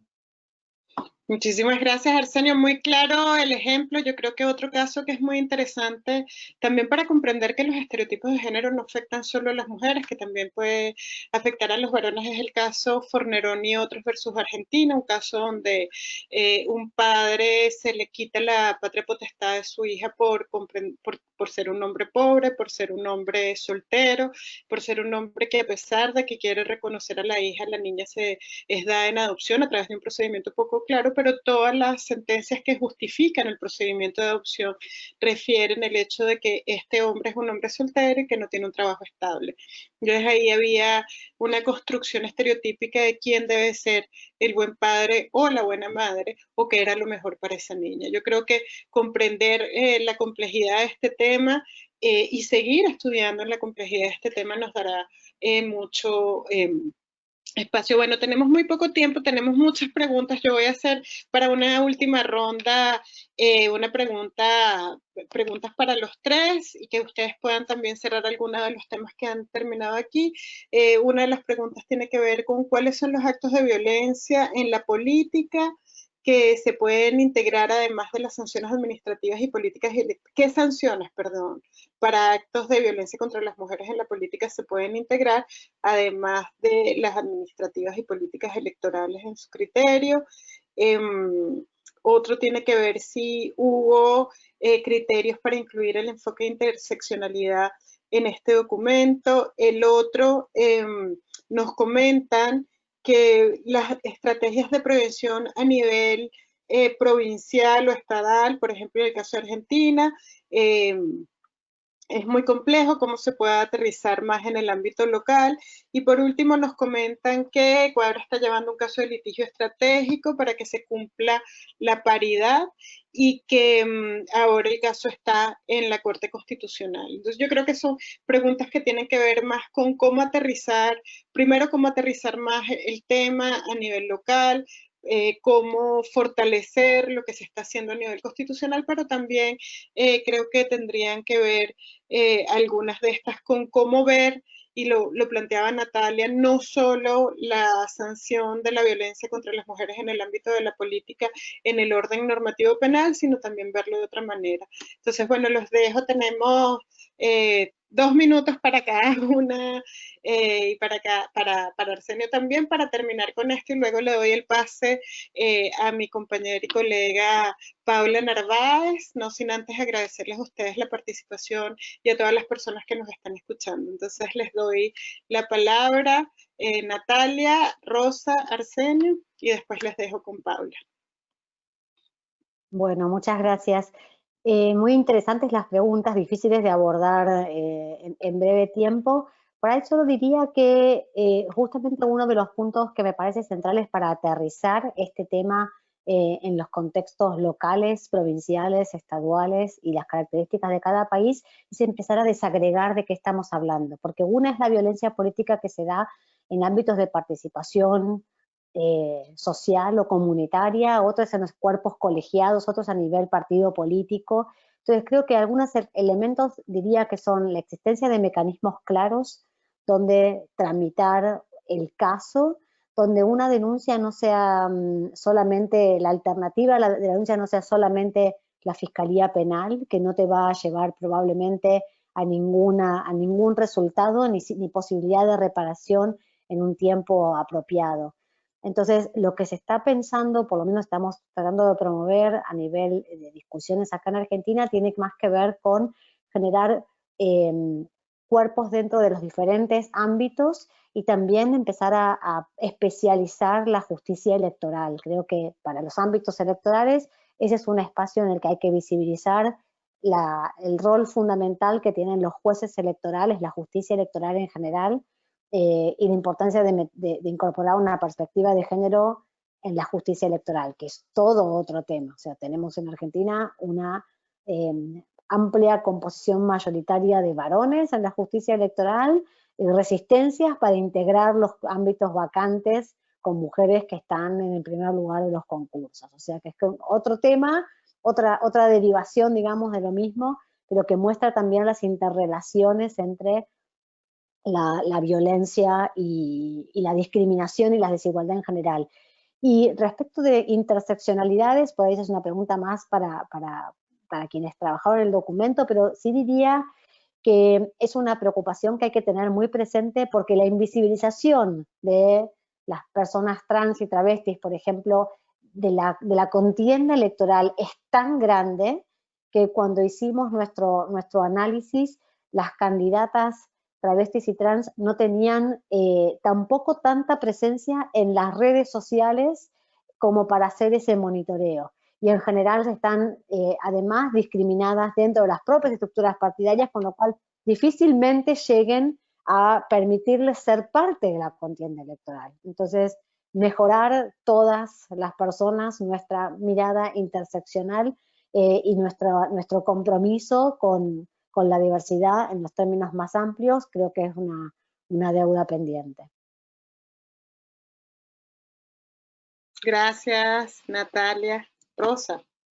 Gracias. O sea, yo solamente quiero agregar que me parece muy importante lo que Natalia acaba de comentar sobre las avenidas y los recursos judiciales. O sea, en la gran mayoría de los países con los que yo trabajo, etcétera. O sea, el tema y la preocupación más grande que surge cuando se habla del tema de violencia política contra las mujeres es dónde denunciarlo, cuál es la avenida para denunciar, y por supuesto el tema de la justicia electoral es un tema bien importante, cómo sensibilizarla, cómo darle perspectiva de género y cómo la justicia electoral también puede ser una avenida para reportar incidentes de violencia política contra las mujeres. Y sobre el tema de interseccionalidad, yo quisiera agregar que yo creo que es un tema fundamental, o sea, sabemos que es un tema de cruce muy importante para todo el trabajo que estamos haciendo de derechos de las mujeres, y hay muchas mujeres realmente afectadas por este tema, como las mujeres indígenas, las mujeres afrodescendientes, o sea, realmente estamos en un hemisferio que es bien importante tomar en cuenta este tema. Ahora, yo también pienso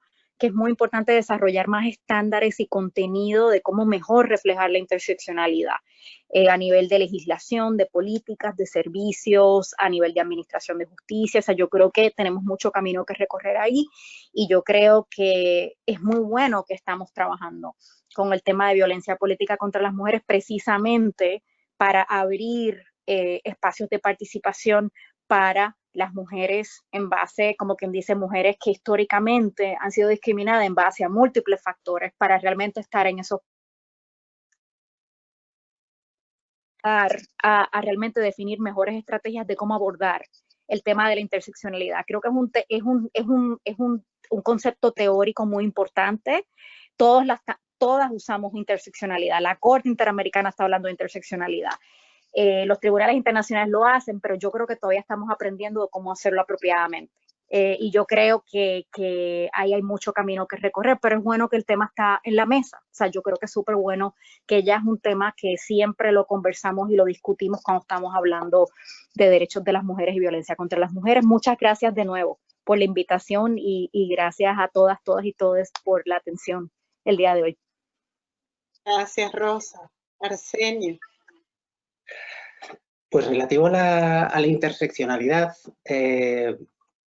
totalmente de acuerdo con lo que han dicho mis dos compañeras, ¿no? Pasa un poco como cuando uno da una conferencia o vas a una conferencia y te hablan de aplicar el enfoque de género, pero nadie te dice ni qué es eso del enfoque de género, o sí te lo dicen, pero no te dicen cómo aplicarlo, ¿no? Cómo llevarlo a un caso, ¿no? Pasa un poco lo mismo, pero claro que es importante, es fundamental, hace parte del deber de debida diligencia. O sea, es algo que no podemos obviar y se utilizó en el documento. Es una idea, ¿cómo no utilizarlo? Primero, por propio convencimiento de quienes estábamos detrás de este documento, y segundo, porque sí viene recogido, ¿no? en las sentencias, en muchas de las sentencias y decisiones que se contienen. Pero estoy totalmente de acuerdo con lo que señalaba Rosa. Hay que realmente profundizar mucho más, sobre todo en su implementación, porque eso puede ayudar además a conocer la herramienta y, por supuesto, a respetarla, ¿no? Si no, corremos el riesgo un poco, como decía anteriormente, ¿no? Hablar de debida diligencia y si no lo aterrizamos, eso es como no hablar de nada prácticamente, ¿no? Y simplemente yo, escuchando a Rosa, escuchando a Natalia, escuchándote a ti también, Luz Patricia, ahora al final venía pensando en algo que decía Rosa, ¿no? De empezar a utilizar, bueno, que decía Rosa y que también lo señalaba Natalia, de empezar a ver la violencia política o los casos de violencia como si fueran violencia política también. A mí se me ocurría ahora, no sé si es, por ejemplo, si las mujeres votan menos en una determinada región de un país, y estoy pensando a lo mejor en una comunidad originaria, y eso está relacionado, por ejemplo, con que tienen un menor nivel de acceso a por ejemplo, a la educación, que es una obligación, obviamente, por parte del Estado, ¿qué responsabilidad política podemos estar hablando de violencia política cuando esas mujeres, por ejemplo, no van a votar? ¿Tiene el Estado responsabilidad porque esas mujeres, claro, no pueden decir, no, es que ellas no quieren ir a votar, no, es que oficialmente no tienen posibilidad de elección tampoco, ¿no? O sea, a lo mejor la violencia política la podemos ver también como un enfoque a partir de ahora a empezar a abrir el arco y no solo fijarnos en las violencias más típicas dentro de la violencia política, ¿no? Que son pues mujeres que están en cargos públicos, mujeres que están en partidos políticos, en organizaciones, etcétera, ¿no? No sé, evidentemente queda mucho por avanzar y dejo en el aire un poco esta reflexión, simplemente. Muchísimas gracias, Arsenio. Paula. Muchísimas gracias a todas y a todos. De verdad ha sido una conversación tremendamente importante y llena de elementos muy ricos para el abordaje de este tema.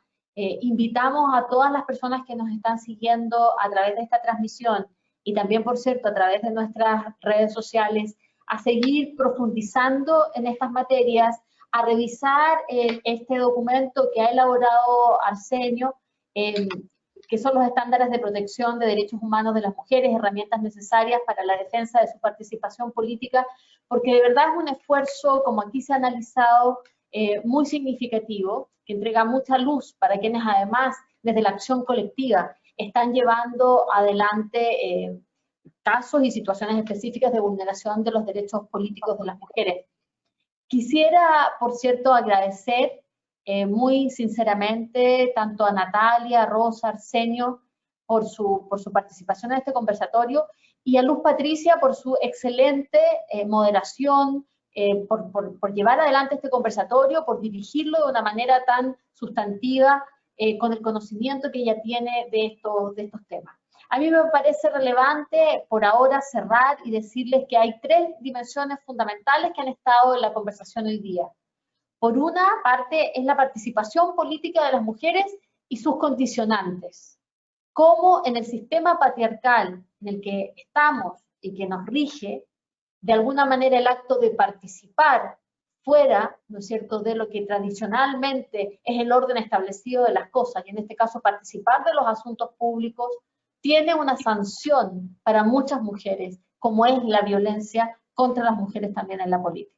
Es decir, esa violencia o esas violencias que forman parte de la realidad que las mujeres sufren en este sistema patriarcal, se hace especialmente evidente en un ámbito político, en el ámbito público, donde se supondría las mujeres no debiéramos estar. Porque todavía se cuestiona, porque a pesar de que América Latina tiene uno de los porcentajes más altos de representación de mujeres en los espacios formales como son los parlamentos y los congresos, sigue estando dominado por 70% de hombres.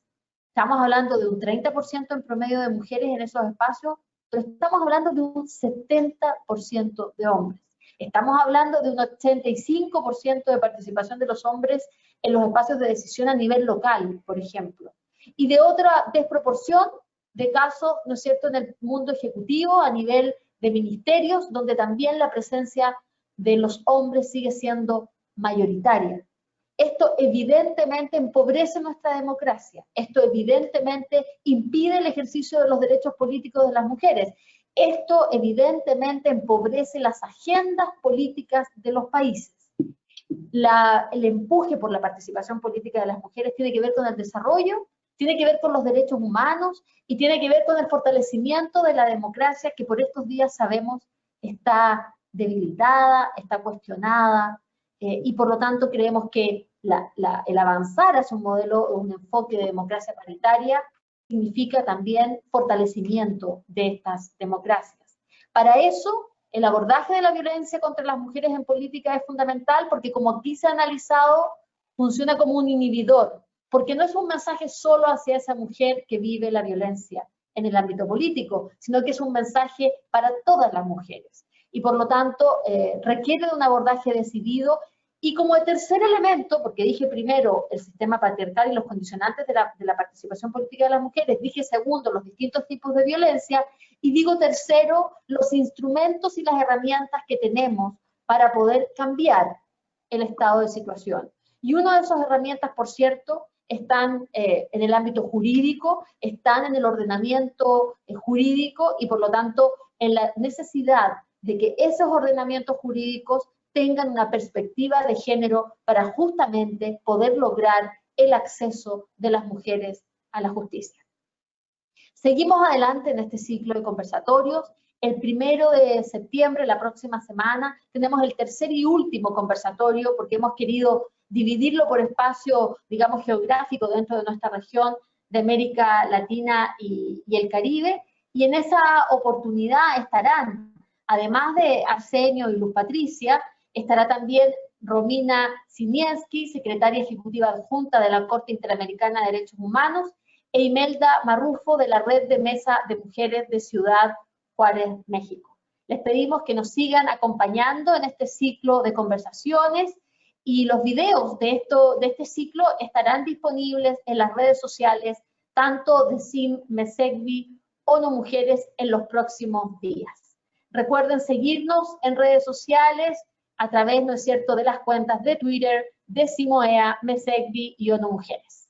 Muchas gracias a todos, todas y todes por este conversatorio. Gracias a y las panelistas, gracias a Luz Patricia y gracias a todos quienes nos han seguido durante esta conversación. Que tengan muy buenos días y muy buenas tardes. Gracias, Paula. Chao. Gracias, muchas gracias. Gracias.